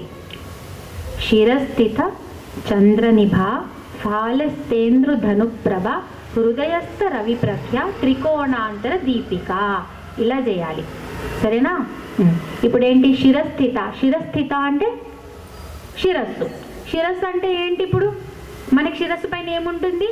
చిన్నపిల్లలు పుడితే ఏమంటారు? అమ్మో మాడుకోవచ్చు అక్కడ ఏమైనా తగులుతుందేమో, ఎందుకంటే ప్రాణం ఢాగమని పోతుంది. బ్రహ్మరంధ్రం ఇంకా మూసుకోలేదు కదా. కాబట్టి మనకు యాంటీరియన్ ఫాంటనెల్లే అంటాం మేము అది. కాబట్టి భయపడుతూ ఉంటాం, ఇక్కడ నుంచి వెళ్ళే ఇది ఉంటుంది ప్రమాదం, కాబట్టి మూసి పెడుతూ ఉంటాం అనమాట ఎప్పుడు మనం.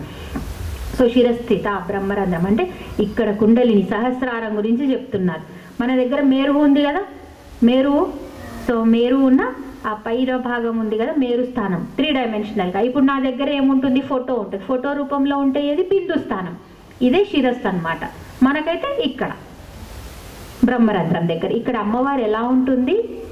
చంద్రనిభా, చంద్రునిలాగా చల్లగా, హాయిగా, ఆహ్లాదంగా, ప్రశాంతంగా, ఆనందంగా ఉంటుందన్నమాట. ఇప్పుడు మీరు ఎంతైనా పని చేయండి, సూర్యుడిని చూసారా ఎప్పుడైనా? ఉదయం అయిన తర్వాత 6-7 తర్వాత చూడండి, కొద్దిసేపు చూసిన తర్వాత మీరు మళ్ళీ చూడలేరు ఆ వెలుగుని.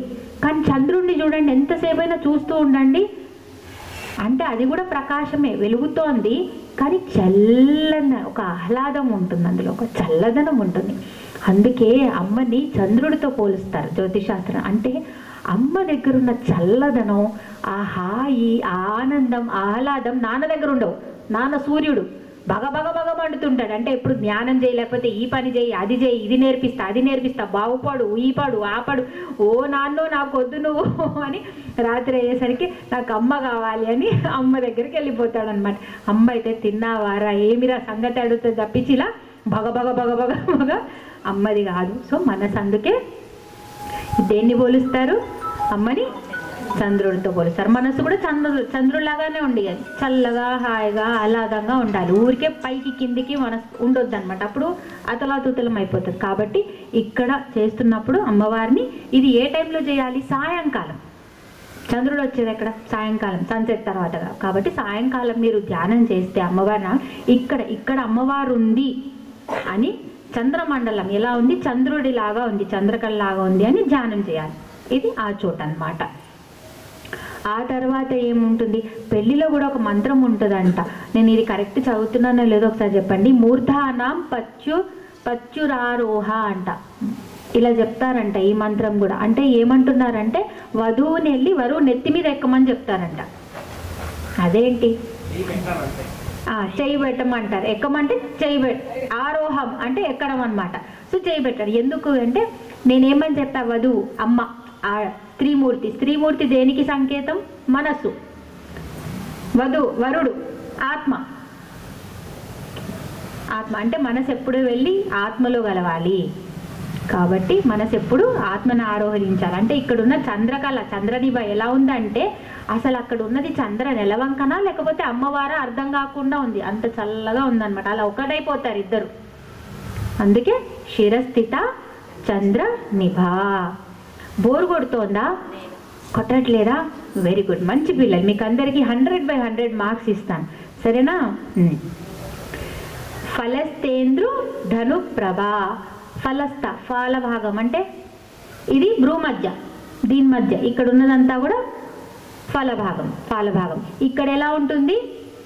ఇంద్రధనస్సు లాగా అలా వెలుగుతూ ఉంటుంది అనమాట. ఇంద్రధనస్సు అంటే ఇది ఎప్పుడు అంటే ఉదయం ధ్యానం చేసే సమయం అనమాట. ఉదయం ధ్యానం చేస్తే ఇక్కడ చేయాలి.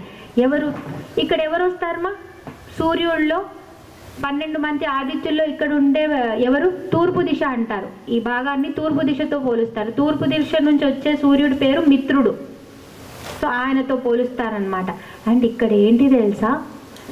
మన సాంప్రదాయంలో ఇక్కడ బొట్టు పెద్దగా పెట్టుకుంటాం కదా, చందనం పెట్టండి, లేకపోతే సింధూరం పెట్టండి, లేకపోతే విభూది పెట్టండి, గంధం ఇక్కడ పెడతాం. ఇదంతా ఎందుకంటే ఇక్కడ పీనియల్ గ్లాండ్ అని ఒకటి ఉంటుంది. ఇది మనం ప్రొటెక్ట్ చేసుకోవాలి. ఇది మనకు చాలా ఇంపార్టెంట్. ఎందుకంటే మన స్వరమైన, అక్షరమైన, వర్ణమైన, రంగైన ఇక్కడే ఉంటుంది. అంటే లిటరలీ మనదంతా ఇక్కడే.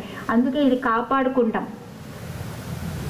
ఎందుకంటే సంగీతం రావాలన్నా, మీకు అక్షరాలు మంచిగా పలకాలన్నా, కరెక్ట్గా పలకాలన్నా, మీకు వర్ణం, రంగు ఇవన్నీ కూడా ఇక్కడే ఉంటాయి వీటివి. ఇది సరిగ్గా లేదనుకోండి, మీకు వీటి భేదాలు తెలియవు. వర్ణ భేదం ఉండదు, అక్షర భేదం ఉండదు. పిల్లలకు అక్షరాలు సరిగ్గా రావు, చూడండి, మాటలు సరిగ్గా రావు. సో ఇదంతా కూడా ఇక్కడ దీని స్థానం ఉంటుంది. ఇది కూడా అగ్ని స్థానం అన్నమాట. అగ్ని తేజస్వరూపం. ఆయన్ని కూడా సప్తవర్ణుడు అంటారు. అంటే ఇంద్రధనస్సులాగా సప్తవర్ణాల్లో ఉంటాడనమాట. మనకు ఒకటే లైట్ లాగా అనిపించవచ్చు, కానీ అందులో సప్తవర్ణాలు ఉంటాయి. సప్తజిహ్వుడు అంటారు. సో అగ్ని తేజస్వరూపిణి లాగా ఉదయం పూట ఇక్కడ అమ్మవారిని ధ్యానించాలి, సరేనా? ఎలా ధ్యానించాలి? ఏ ఆకారంలో ఉంటుందంటే దీపాంకారం. ఇప్పుడు నా దగ్గర అర్ధచంద్రాకారం ఉందా, అలా ఉంటుందంట. అందుకే సరిపోయింది, అందుకే బాగుంది పెట్టుకున్నాం. ఇక్కడ ఉండే అమ్మవారు ఎవరు? భువనేశ్వరి. భువనేశ్వరి దేవి మంత్రం ఏంటి? హ్రీం భువనేశ్వరి మంత్రం మనం చాలా చెప్పుకున్నాం ఫస్ట్లో, మర్చిపోయారేమో. భువనేశ్వరి అమ్మవారిని కొలిస్తే ఏమవుతుంది మీకు? 3 కాలాలకు అతీతం. అంటే మీకు ఏమొస్తుంది? భూత భవిష్యత్ వర్తమాన కాలం మీకు అందరిది చదివేయచ్చు, అందరి కాలాలు.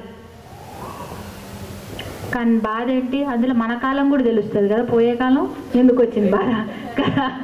ఎట్లాగో పోయేదే ఉంది, అది తెలుసుకుంటే ముందే వచ్చే టైంకి వస్తుందిలే. ఎవరికి తెలిసినా బాధే కదా, మన ఇంట్లో వాళ్ళకి తెలిసినా బాధే, ఇంకెవరితోడితే తెలిసినా బాధే. అందులో మంచి ఉంది, చెడు ఉన్నాయి, రెండూ ఉన్నాయి. కానీ ఎవరికైనా కావాలంటే ఇక్కడ చేసుకొని త్రికాలదర్శి, మీకు అన్నీ కావాలంటే పర్లేదు చేసుకోవచ్చు, ఏం కాదు. హృదయస్థ రవి ప్రఖ్యా. సో హృదయం, హృదయం అంటే ఏంటి? హృదయం, హృదయం, హృదయంలో ఏముంది? దయ ఉంది. హృదయం. సో అదేంటంటే పాపం అంటని చోటు. ఏ మచ్చుకైనా అక్కడ పాపం ఉండదన్నమాట. ఓన్లీ ప్రేమ, అనురాగం. ఇది ప్రపంచం ఎలా నడవాలి, దానికి సంబంధించిన విజ్ఞానం, జ్ఞానం ఇంతే ఉంటాయి. అందుకే పంచభూతాల్లో ఆకాశాన్ని ఎలా పోలుస్తాము? ప్రజ్ఞారూపం. అంటే దానికి తెలుసు, దాని నుంచే ఇవన్నీ వస్తున్నాయని తెలుసు. అలా ప్రజ్ఞ అంటే తెలుసు, దానికి ఎరుకుంది. మిగతా వాళ్ళు ఎవరికి తెలియకపోవచ్చు, గాలికి, నీరుకి, వీళ్ళందరికీ ఎక్కడి నుండి వస్తున్నాం మేమని. కానీ ఆకాశాన్ని తెలుసు, వీళ్ళందరూ నా నుంచి వస్తున్నారు అని. అలాగే అలాంటి స్థానము హృదయానికి ఇవ్వబడింది. అందుకే దహరాకాశం అంటారు ఇక్కడున్న స్థానాన్ని. అనురాగానికి, ప్రేమకి ఇక్కడెక్కడ ఎలాంటి పాపాలు అంటని చోట. అందుకే ఆత్మసాక్షిగా అని హృదయం దగ్గర పెట్టి కదా, నేను అంతా కరెక్టే చెప్తా, అబద్ధం చెప్పాను అని కూడా అబద్ధం చెప్పుకుంటూ పోతారు. దాన్ని ఏమి ఇబ్బంది లేదు, ఏముందులే చెప్పే చెప్తాను, తర్వాత చూసుకుందాం అన్నట్టు. కానీ నిజంగా మీరు సెల్ఫ్గా, అది ఒక్కళ్ళ మీద భయంతో కాదు, లేదు నేను ఒక్క శక్తి ఉంది నాకన్నా మించి అంటే మీరు అప్పుడు చెప్పరు ఇవన్నీ. లేకపోతే అబద్ధం చెప్పడం ఎంతసేపు కదా, ఇక్కడ ఒక అబద్ధం, అక్కడ ఒక అబద్ధం, ఇలా చిటికేసే లోపల 4 అబద్ధాలు వచ్చేస్తాయి. ఏది నిజమో తెలియదు. అది ఎలా ఉంటుంది? నాన్న పులి మాదిరిగా ఉంటుంది అనమాట. పులి వచ్చి ఎత్తుకెళ్ళిపోతుంది. రవి ప్రఖ్య. రవి అంటే మధ్యాహ్నం స్థానం. మధ్యాహ్నం ఇక్కడ అమ్మవారు ఇక్కడ ఉంది అనుకొని ధ్యానం చేయాలి. రవి అంటే భగ భగ భగ భగ వండుతాడనమాట. భగ భగ భగ మచ్చ లేకుండా ఉండాలంటే పాపం ఏదైనా వచ్చి కూర్చోవాలన్నా భయపడాలి కదా, మండిపోతుండాలి, డగడగడ అందులో పడి మసైపోవాలి. అసలు పాపం అనేది ఉండకుండా మండిపోతూ ఉండాలి, జ్ఞానం మండాలి. కాబట్టి రవి ప్రఖ్య అంటే అలా ప్రకాశిస్తూ ఉంటుందన్నమాట, భగభగ మంటుతున్న సూర్యుడిలాగా. మనకి ఇలాంటి లైట్ కూడా అవసరమా? Physical light. ఇదేంటి ఇప్పుడు నా ముందున్న లైట్, వామో కొద్దిసేపు చూస్తే నా కళ్ళేం ఎవరు కనిపించట్లేదు. ఫిజికల్ లైట్ అంటే దాంతో మనం చూడగలం, 10 మందిని చూడగలం, చేయగలం. మెంటల్ లైట్ అంటే మెంటల్, మానసిక లైట్ అంటే ఇప్పుడు నేను చెప్పేది మీకు అర్థం కాకపోతే మీరు ఎందుకు ఇక్కడ కూర్చున్నట్టు కదా, ఏం చేసుకోవడానికి మెంటల్ లైట్ కావాలి కదా, లేకపోతే కష్టమైపోతుంది. Spiritual light. స్పిరిచువల్ లైట్ అంటే ఈ ఫిజికల్ లైట్, మెంటల్ లైట్ని పట్టుకొని ఆ టార్చ్ పట్టుకొని ఆ స్పిరిచువల్ లైట్ వరకు వెళ్ళాలి. ఇవన్నీ ఎట్లా తెలుసుకోవాలి? ఇదో ఇంత కష్టపడి ఇలా కూర్చొని తెలుసుకోవాలి. ఎందుకంటే సడన్గా అమ్మ వచ్చేస్తే ఇవ్వదు కదా, చెప్పదు కదా. నేనున్నానంటే నువ్వెవరు అంటారు, భయపడతారు కూడా. ఇప్పుడు ఎలా తయారైందంటే మీరు నిజంగానే మీ భక్తికి నిజంగానే అమ్మ వచ్చి నేను వచ్చాను అంటే హే నువ్వు ముందు ఇక్కడ నుంచి వెళ్ళిపో. నేను చెప్తున్నాను మా, అదే చెప్తున్నాను. అంటే నిజంగా మనం ఇంత మాట్లాడుతున్నాం కదా, అమ్మని ఇప్పుడు ఇంత బాగా చెప్పుకుంటున్నాం అంటే వర్ణిస్తున్నాం, అమ్మ ఇలా ఉంటుంది, అమ్మ అలా ఉంటుంది. కానీ అమ్మ ఎలా ఉంటుంది తెలుసా? ఒక చండాలుని రూపంలో, ఒక పిచ్చిదాని రూపంలో కూడా ఉండొచ్చు. మనం ఇంత ఇక్కడ ఈ అమ్మని పట్టుకొని ఇలా కూర్చుంటున్నాం కదా, రేపు అమ్మలో అమ్మదనం చూస్తారా మరి మీరు? అమ్మ అమ్మ అంటే ఏమన్నాం? నగలన్నాం, వైడూర్యాలన్నాం, వర్ణమన్నాము, మణిద్వీప వర్ణం అన్నాం, అన్ని సూర్యకాంతులు అన్నాము, మొత్తము వజ్రాలు, వైడూర్యాలు ఇదే అన్నాం. అంటే ఎవరైనా బాగా వేసుకొని వస్తేనే అబ్బా అమ్మలాగా ఉందబ్బా. మరి ఒక పిచ్చామ వచ్చింది, ఆమె అమ్మనేనా? అనుకోవడానికి ఇబ్బంది అవుతుంది, దూరం చేస్తాం. కానీ అన్నిట్లో ఉన్నది ఆమెనే అని అటువైపు కాదు, ఇటు కూడా ఉండాలి. ఎందుకంటే నిజం చెప్పాలంటే ఇప్పుడు మీ అందరూ ఒట్టిపైన బంగారం ఉందా లేదా? ఇంతనే ఉంది కదా, ఈసంత. నేను అడగనులేండి, అడగను, అట్లేం మీరేం అనుకోకండి, నేనేం అడగను. కానీ ఇస్తా అంటే నేను కాదన్నాను, but it's okay fine. So బంగారం ముందు ఎవరికి తెలుస్తుంది? బంగారం ఎక్కడ ఉంటుంది? భూమి లోపల ఉంటుంది, తవ్వుతారు. తవ్వినప్పుడు అది ఎలా ఉంటుంది? చాలా రా ఫామ్లో ఎలా ఉంటుంది? అసలు అది బంగారం అని కూడా అర్థం కాదు. పిచ్చోడికి అంటే మనలాంటి వాడైతే అది కాదు, మామూలు రాయో రప్ప అని వదిలేస్తాం. నిజంగా దాని గురించి తెలిసినోడు ఏం చేస్తాడు? అమ్మో ఇంత విలువైంది దొరికిందా అని తీసుకొస్తాడు, దాన్ని సానబెడతాడు, అమ్మకాన్ని పెట్టుకుంటాడు, డబ్బు సంపాదిస్తాడు, ఏదో ఒకటి చేస్తాడు. అంటే మనం బాగా విని విని ఎలా తయారయ్యామంటే మనకి ఏదైనా బాగా వన్నె పుయ్యాలి దాన్ని బాగా ఇట్లా తోమాలి. అలా చేస్తేనే మనం చూస్తాం. అందుకే తెలియకుండా ఇలా ఉంటేనే అమ్మ అనుకుంటున్నాం. లేదు, అది అమ్మతనమే, కానీ అది రా అంటే ఏమనాలబ్బా తెలుగులో? ముడి పదార్థం అంటే ఫర్నిష్ కాలేదు, ఇంకా ఏ రకంగా కూడా కాలేదు, అది కూడా ఆమెనే అని తెలుసుకోండి. ఇక్కడ కూర్చొని ఈ రూపంలో ఉన్నదే అమ్మ అని మాత్రం కూర్చోకండి. ఎందుకంటే మీరు దత్తాత్రేయ పరంపరలో అటువైపు వెళ్తే మీకు దర్శనం ఇచ్చేది అవధూతుల్లాగానే. అవధూత అంటే ఎలా ఉంటారు? పిచ్చోళ్ళలాగైనా వస్తారు, చిన్నపిల్లల్లాగైనా వస్తారు, ఇంకొకటి సన్యాసుల్లాగా అంటే తెల్ల బట్టలు వాళ్ళలాగైనా వస్తారు. కానీ మీకు నిజంగా మొత్తం మంచిగా వేసుకొని అయితే రారు.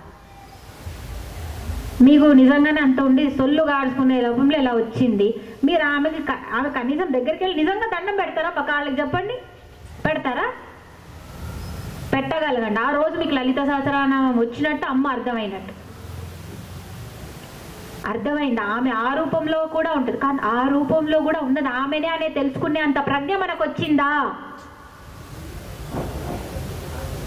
అది తెలుసుకోవడానికే ఇక్కడ కూర్చుంటున్నాం. ఎప్పుడు ఇదే అనుకోకండి, ఇలా ఉండదు. మీకు నిజంగా మీకు దర్శనం ఇవ్వాలంటే రేపు ఎవరికి ఏ రూపంలో ఇస్తుందో,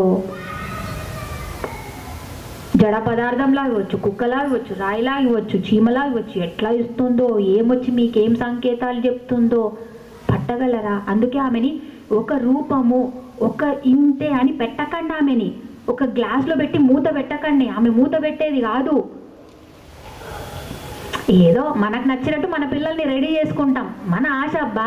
కానీ మన పిల్లాడు ఉదయం లేస్తే ఎట్లుంటాడో మనకే తెలుసు కదా. ఆ చింపిరి జుట్టు కదా ఎంత బాగుంటాడో మనకే తెలుసు. బయట తీసుకెళ్తే మాత్రం ఎంత బాగా రెడీ చేసి తీసుకెళ్తామో, అబ్బా మా పిల్లలే అందగాళ్ళు మా వాళ్ళే అన్నట్టు. అక్కడ ఉన్నది మీ పిల్లాడే, ఈడ ఉన్నది మీ పిల్లాడే. అది ఎవరికి తెలుస్తుంది? అమ్మకు ఒక్కదాని తెలుస్తుంది. అలాగే ఎప్పుడైతే భక్తుడు తెలుసుకుంటాడో అక్కడ ఉన్నది అమ్మనే, ఇక్కడ ఉన్నది అమ్మనే, అప్పుడు నిజంగా మీకు అమ్మ అర్థమైనట్టు. అర్థమైతే దొరుకుతుంది కదా. అది త్రికోణాంతర దీపిక. సరే మనం చెప్పాం కదా, ఉదయం పూట ఇక్కడ సాయంత్రం పూట చందమామలాగా ఇక్కడ చంద్రనిభ బాగుంటుంది, ఇక్కడ ఉదయం పూట ఇంద్రధను ప్రభ ఇలా ఉంటుంది, ఇంద్రధనస్సు లాగా. ఇక్కడ వచ్చేస్తే హృదయ స్థానంలో వస్తే రవి ప్రఖ్య ఇలా ఉంటుంది, అంతా బాగుంది. అంటే అన్ని లైట్లు ఇస్తుంది, బాగుంది కదా. మరి వీళ్ళందరికీ లైట్ ఇచ్చేది ఒకళ్ళు ఉండాలి కదా, అదెవరు కదా? ఈ దాంట్లో ఉంది. ఇప్పుడు ఇక్కడ నుంచి వీళ్ళందరికీ లైట్ ఇవ్వడానికి ఒక ప్రదేశం ఉండాలి, ఒకళ్ళు ఉండాలి కదా. అదెవరు?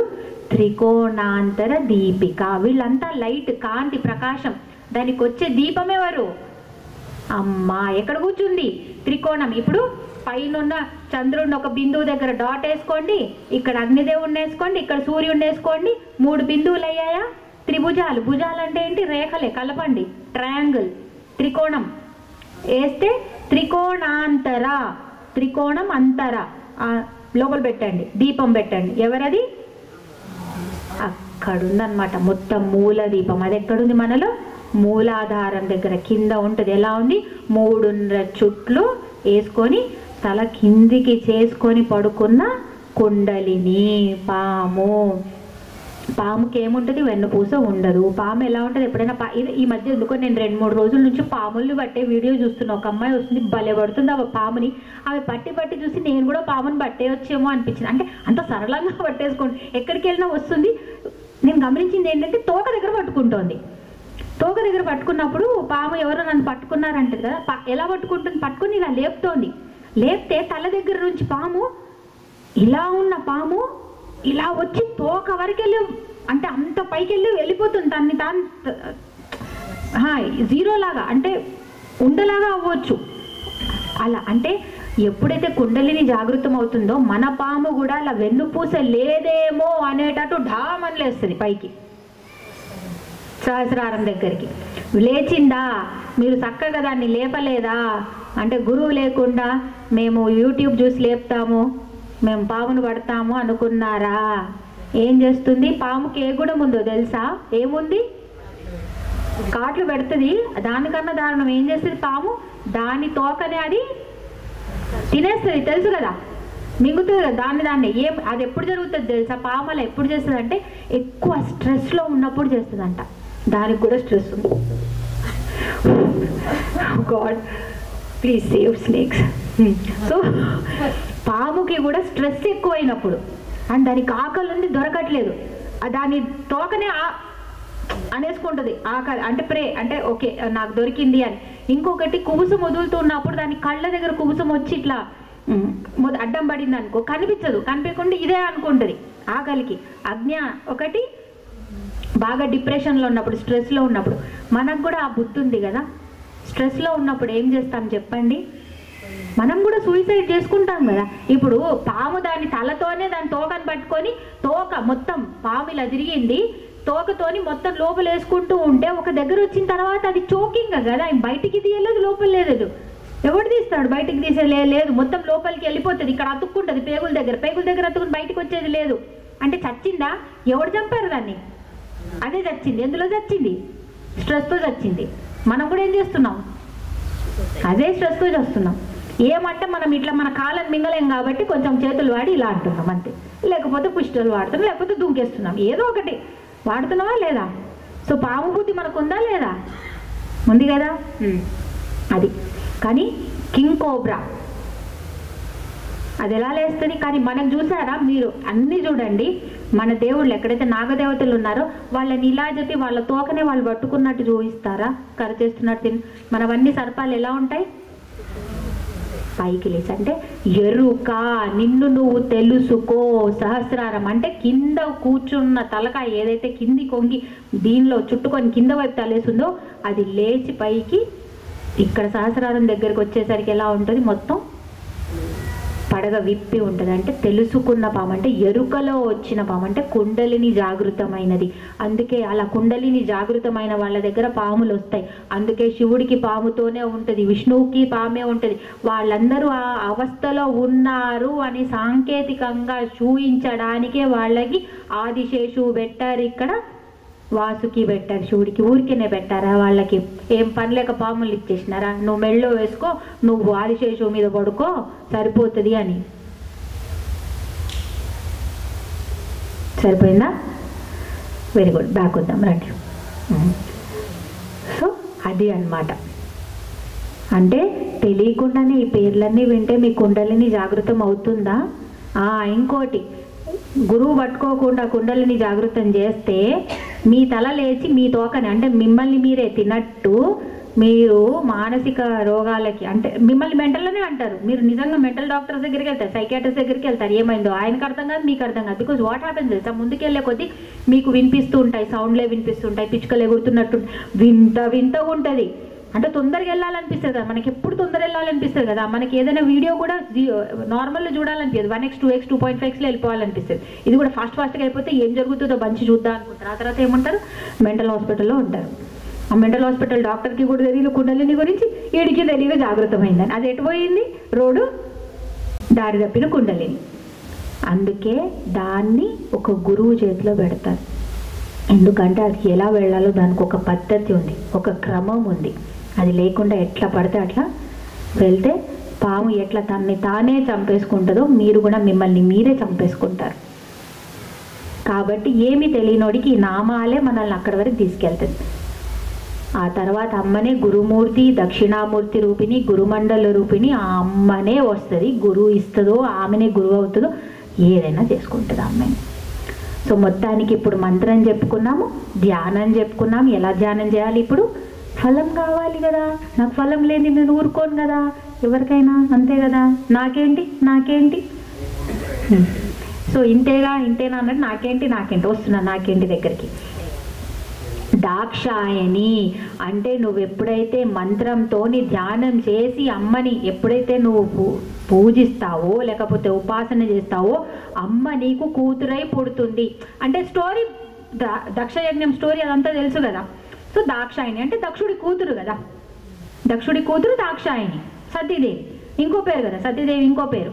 అంటే ఎప్పుడైతే నువ్వు అమ్మవారిని పూజిస్తావో ధ్యానం చేస్తావో అంటే ఆ పరాశక్తి బిడ్డ అంటే ఎట్లా అమ్మ, మీరు మీ ఇంట్లో ఇప్పుడు దేవుడి అంశనే అయినా మీ ఇంట్లో మీకు బిడ్డ అయితే మీరు ఎలా చూసుకుంటారు ఆ బిడ్డని? తల్లిలాగానే అంటారు. ఇప్పుడు కృష్ణుడిని ఎంత కొట్టలేదు కదా.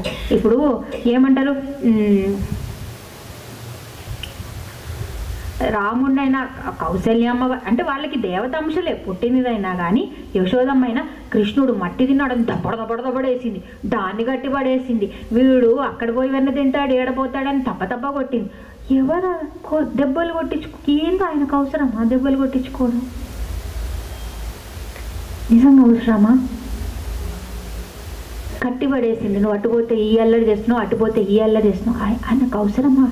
ఎందుకు లొంగాడా తల్లికి? ఏమవసరం వచ్చి లొంగాడు? అంటే ఆ ఆది పరాశక్తి ఎవరైతే మొత్తం విశ్వాన్ని నడిపిస్తుందో నువ్వు కావాలి అని నిజంగా నీకు అంత తపన ఉండి నిజంగా ఒక సహృదయంతో నీ ఇంట్లో పిల్లాడిలాగా నీ కూతురులాగా నీ కొడుకులాగా వస్తుంది. మాయలో పడిపోతావు, నువ్వు మామూలు కొడుకు కదా అనుకుంటావు. అంటే మహానుభావులే నీతో పాటు అలవాటుగా తిరిగితే మామూలు వాళ్ళు అయిపోతారు.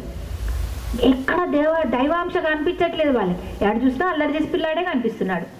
అలాగే ఆ స్వయంగా ఆది పరాశక్తే పుడితే దక్షుడికి నా కూతురు నువ్వు ఎలా చెప్తే నేను ఎలా చెప్తే అలా వినాలన్నాడు. కానీ అమ్మవారు ఎవరు?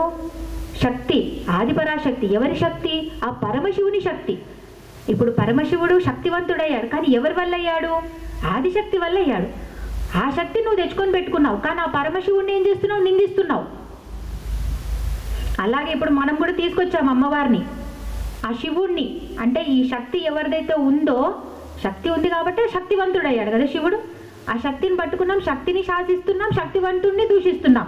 అప్పుడు ఏమవుతుంది? దైత్యహంత్రి. అంటే మనం కూడా ఉపాసనలో ఇదే తయారవుతాం. చేసే కొద్ది ఉపాసన ఏమవుతుందంటే మనలో కొంచెం ఏమవుతుంది, ఏవో చిన్న చెడు ఉంటాయి కదా, అంటే ఎక్కడో అజ్ఞానం వచ్చేస్తుంది కదా. వచ్చినప్పుడు అమ్మ ఏం చేస్తుంది? పాజిటివ్గా చూసుకుంటే ఆ వాటన్నిటినీ కూడా ఎక్కడికక్కడ కొట్టేస్తూ ఉంటుంది అనమాట. ఇప్పుడు దక్షయజ్ఞంలో ఏమవుతుంది? దక్షయజ్ఞం చేస్తూ ఉంటే యజ్ఞానికి ఇంద్రాది దేవతలు అందరినీ పిలిపిస్తాడు. అందరూ వచ్చి కామ్గా కూర్చుంటారు అక్కడ. సతీదేవి సహగా ఆ అగ్నికి ఆహుతి అయి ఉంటే కూడా ఒక్కళ్ళు కూడా ఏమన్నారు. అంటే అక్కడ వస్తాడు. ఆ తర్వాత ఎవరిని పంపిస్తాడు? మన శివుడు తెలిసిన తర్వాత వీరభద్రుడిని రెండింటికి అల్లదీస్తాడు. ఒకడు వీరభద్రుడు, ఒకడు భద్రకాళి వస్తారు, అందరిని వేసేస్తారు. అక్కడ కూర్చున్న ఎవరు? భగనేత్రాభిధే నమః. శివాష్టోత్తర నామావళిలో ఉంటుంది. అంటే భగుడు, సూర్యుడు కూడా వస్తారు. భగుడు ఆయన నేత్రం బీకేస్తాడు, పుషుడు ఆయన దంతాలు బీకేస్తాడు. అందరు దేవతలకి. అంటే మీరు తప్పు జరుగుతుందని కూడా చెప్పకుండా ఖండించకుండా కూర్చున్నారు కాబట్టి మీరు కూడా దానిలో సమాన భాగులు అని వాళ్ళని కూడా వేసుకుంటారు. అంటే అదే దైత్యాంత్రి. అంటే మనం ఉపాసనలో వచ్చిన తర్వాత కూడా మనలో కూడా ఏదో ఇలాంటి రాక్షస అజ్ఞానం వస్తూ ఉంటాయి. అవి కూడా అమ్మ ఎప్పటికప్పుడు వేసుకుంటూ పోతుంది. అలాగే అమ్మ వచ్చింది కదా అని లైట్ తీసుకున్నాం అనుకో, అప్పుడు ఏం చేస్తుంది? దైత్యహంత్రి. ముందు నీ శక్తి తగ్గించేస్తుంది. ఎక్కడో నీ అవయవాల్లో శక్తినో నీ మానసిక శక్తిలో ఏదో తగ్గిపోతుంది. అప్పుడు కూడా కనుక్కోలేదనుకో, అప్పుడు ఏం చేస్తుంది? దక్షయజ్ఞ వినాశిని. దక్షుడు అంటే ఏంటి? దక్షత అంటే ఏంటి? సమర్థత, కేపబిలిటీ. ఇప్పుడు నాకు ఇది చేసే దక్షత ఉంది, సమర్థత ఉంది, ఇది లేపే దక్షత ఉంది, సమర్థత ఉంది, నేను బాహుబలి అయిపోయాను, ఇది నా శక్తి కదా. ఇప్పుడు నాకు మీరు ఎవరు లేపలేకపోయారు. దీన్ని ఇప్పుడు పెద్ద రాయి అనుకోండి, చిన్నది అనుకోకండి, ఓకే. దీన్ని నేను లేపగలిగాను, మీరు ఎవరు లేపలేకపోయారు. నాకేమొస్తుంది? నాకు దక్షత ఉంది, కేపబిలిటీ. కానీ నాకు వచ్చేదేంటి? ఫస్ట్ దాంట్లో కొంచెం అహంకారం వస్తుంది. నేనే చేయగలిగాను. యజ్ఞం అంటే ఒక కార్యం నేను చేయగలిగా, అహంకారం వచ్చింది. అమ్మ ఏం చేస్తుంది? టపక్ నెత్తి మీద కొడుతుంది. ఏమైంది?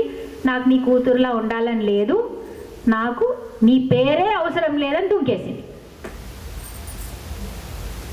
దక్షయజ్ఞ వినాశిని. అలాగే అమ్మవారు, మీరు నిజంగా అమ్మవారిది తీసుకున్న రేపు పొద్దున్న లైట్ అనుకొని కనుక వెళ్తే అమ్మవారు ఒక్కసారి మిమ్మల్ని వదిలేస్తే మళ్ళీ ఎన్ని జన్మాల తర్వాత మళ్ళీ మీకు దొరుకుతుందో కూడా, మనకి దొరుకుతుందో కూడా తెలియదు. కాబట్టి ఆమె వచ్చింది కదా అని, కూతురులా వచ్చింది కదా అని అలవాటు ఏం కాదులే మామూలే కదా అనుకుంటే అవుతుంది. అది మనం చేస్తాం పెద్ద తెప్పు. అందుకే మహానుభావుల్ని కూడా, గొప్ప వాళ్ళని ఎక్కువ కలవడానికి వెళ్ళొద్దు, అప్పుడప్పుడే కలవాలి. ఎందుకంటే మనకి తెలియదు కదా, మనకు అహంకారం వచ్చి ఎప్పుడు మనం, వాళ్ళకేం ఇబ్బంది లేదు, పోయేదంతా మనదే కదా. వాళ్ళకేమైనా తగ్గుతుందా, జ్ఞానం తగ్గుతుందా, వాళ్ళకేమైనా ఏది తగ్గేది ఉంది? పోయేది నష్టపోయేదంతా మనమే. మహానుభావుల దగ్గర వెళ్ళి గెలుక్కుంటే తప్ప పోయేది ఎవరికి? మనకే కదా. కాబట్టి మనం కూడా జాగ్రత్తగా ఉండాలి. మనదంతా ప్రాబ్లం ఎక్కడొస్తుంది? నోరు దగ్గరే. చేతలంటే మనకు అంత చేత కాదు కదా, ఇప్పుడు కొట్టేదంతా మనకు సీన్ లేదు కాబట్టి మనది కొంచెం ఎక్కడొచ్చేది? మాట దగ్గర. కాబట్టి జాగ్రత్తగా వాడుకుంటే మీరు. దక్షయజ్ఞ వినాశిని. సో ఏమైంది? శివుడు వెళ్ళాడు, అమ్మవారు లేదు, చూశాడు అమ్మవారు పడుంది. ఏం చేశాడు? ఇంకా అయ్యవారి వల్ల కాలేదు. దక్షయజ్ఞ, దక్షుడు ఏం చేశాడు? తల తీసేశాడు. దక్షత అంటే ఏంటి చెప్పాను, సమర్థత. కానీ ఆయనకు సమర్థత ఉంది, కానీ ఏం లేదు? దయ లేదు. దయా దాక్షిణ్యం లేని విద్య, లేని ఉపాసన పనికి రాదు. దక్షిణామూర్తి, ఆయనకి దయ ఉంది, దాక్షిణ్యం ఉంది. అందుకే ఉండాలి. నీకు దయా దాక్షిణ్యాలు లేవారా అంటారు. దయ ఉందబ్బా, నాకు మిమ్మల్ని, మీకేదో ఎవరికో రోడ్డు మీద ఏదో అయ్యింది, ప్రాణం కొట్టుకుంటుంది గిల్లగిల్ల, నాకు దయ ఉంది, కానీ నాకు ఏం చేయాలో తెలియదు, నేనేం చేస్తా? అయ్యో దేవుడా రక్ష రక్ష, ఎవరైనా పంపి దేవుడా, ఏదైనా నేను అక్కడే నిల్చుంటా, కానీ ఏం చేయను. ఏమంటా? దేవుడా ఎవరినైనా పంపి దేవుడా, దేవుడా ఏదైనా చేయి దేవుడా, ఏదైనా చేయి దేవుడా, ఏదో అయ్యో అయ్యో అయ్యో ఏదో అయిపోతుంది, అయ్యో అయ్యో అయ్యో, ఇంతే. సరేనా? ఇప్పుడు అలాగే రోడ్డు మీద పడున్నాడు. ఇప్పుడు నాకు దక్షత ఉంది, కేపబిలిటీ ఉంది. సరే నేను డాక్టర్ని, సరే పేషెంట్ ఎవరో అలా పడినా కేపబిలిటీ ఉంది, కానీ నాకు దయ లేదు. బతుకుతాడా వాడు? దయ ఉంది కానీ నా దగ్గర దక్షత లేదు, బతుకుతాడా? బతుకడు.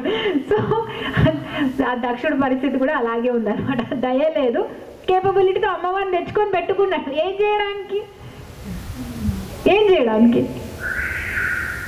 అమ్మ ఎవరు? కరుణారస సాగరా. ఏం చేసింది? బాయ్ బాయ్ టాటా, నువ్వేం అవసరం లేదు నాకు తండ్రి లాగా అని తీసేసింది.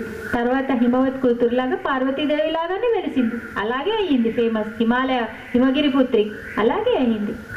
కాబట్టి మనం కూడా అమ్మవారి ఉపాసన తీసుకున్నా, మంత్రం తీసుకునేవి ఇవన్నీ ఉండాలి. ఎందుకంటే అమ్మ దాక్షాయణి అవుతుంది, దైత్యహంత్రి అవుతుంది, దక్ష యజ్ఞ వినాశిని కూడా అవుతుంది. అందుకే శివుడు ఏం చేశాడు? అలాంటి తలకాయ నీకు అవసరం లేదని తీసేసి మేక తలకాయ పెట్టాడు. మేక ఏం చేస్తుంది? మెహా మెహా అంటది. అంటే రిపిటేషన్, చెప్పిందే చెప్పుడు, ఎడలేదు అంటే ఏం చేశాడు? ఇక్కడున్న బుద్ధిని తీసేశాడు. అలా ఇంకొకళ్ళకి ఎవరికి చేసింది? గణపతి. గణపతి కూడా ఓన్లీ అమ్మవారి అంశతో వచ్చాడు. కానీ గణపతి గణాధిపతి అవ్వాలి అంటే ఆయనకి శివాంశ కూడా ఉండాలి. అమ్మ అంశతో వచ్చాడు దయ, కానీ ఇక్కడ జ్ఞానం రావాలి. కాబట్టి అది కూడా ఒక దాని వెనుక ఉన్న తత్వం అన్నమాట. అందుకే ఖండించబడడం. మళ్ళీ అందరికన్నా పెద్ద తల అంటే చాలా పెద్ద బుర్ర, పెద్ద చెవులు, ఆ ఏదైతే జంతువు ఎంచుకోబడింది అన్నిటి వెనుక ఒక కథ ఉంది. సో ఇప్పుడు బుద్ధి, ఇప్పుడు అయ్య అంశ అమ్మది ఇద్దరిది చెయ్యి ఉంది. కాబట్టి గణపతి ఇప్పుడు శివపార్వతుల కొడుకు అనడానికి అర్హుడు. గణాధిపతి, మొదటి పూజ్యుడు అనడానికి అర్హుడు. ఎవరికి ఎంత అర్హత ఉందో అంతే ఇవ్వబడుతుంది. ముందు సంపాదిస్తామేమో, కానీ తర్వాత అర్హత నిలబెట్టుకోవాలంటే మాత్రం దానికి కూడా కొంచెం కాదు, బాగా కష్టపడాలి. ఓం శ్రీమాత్రే నమః.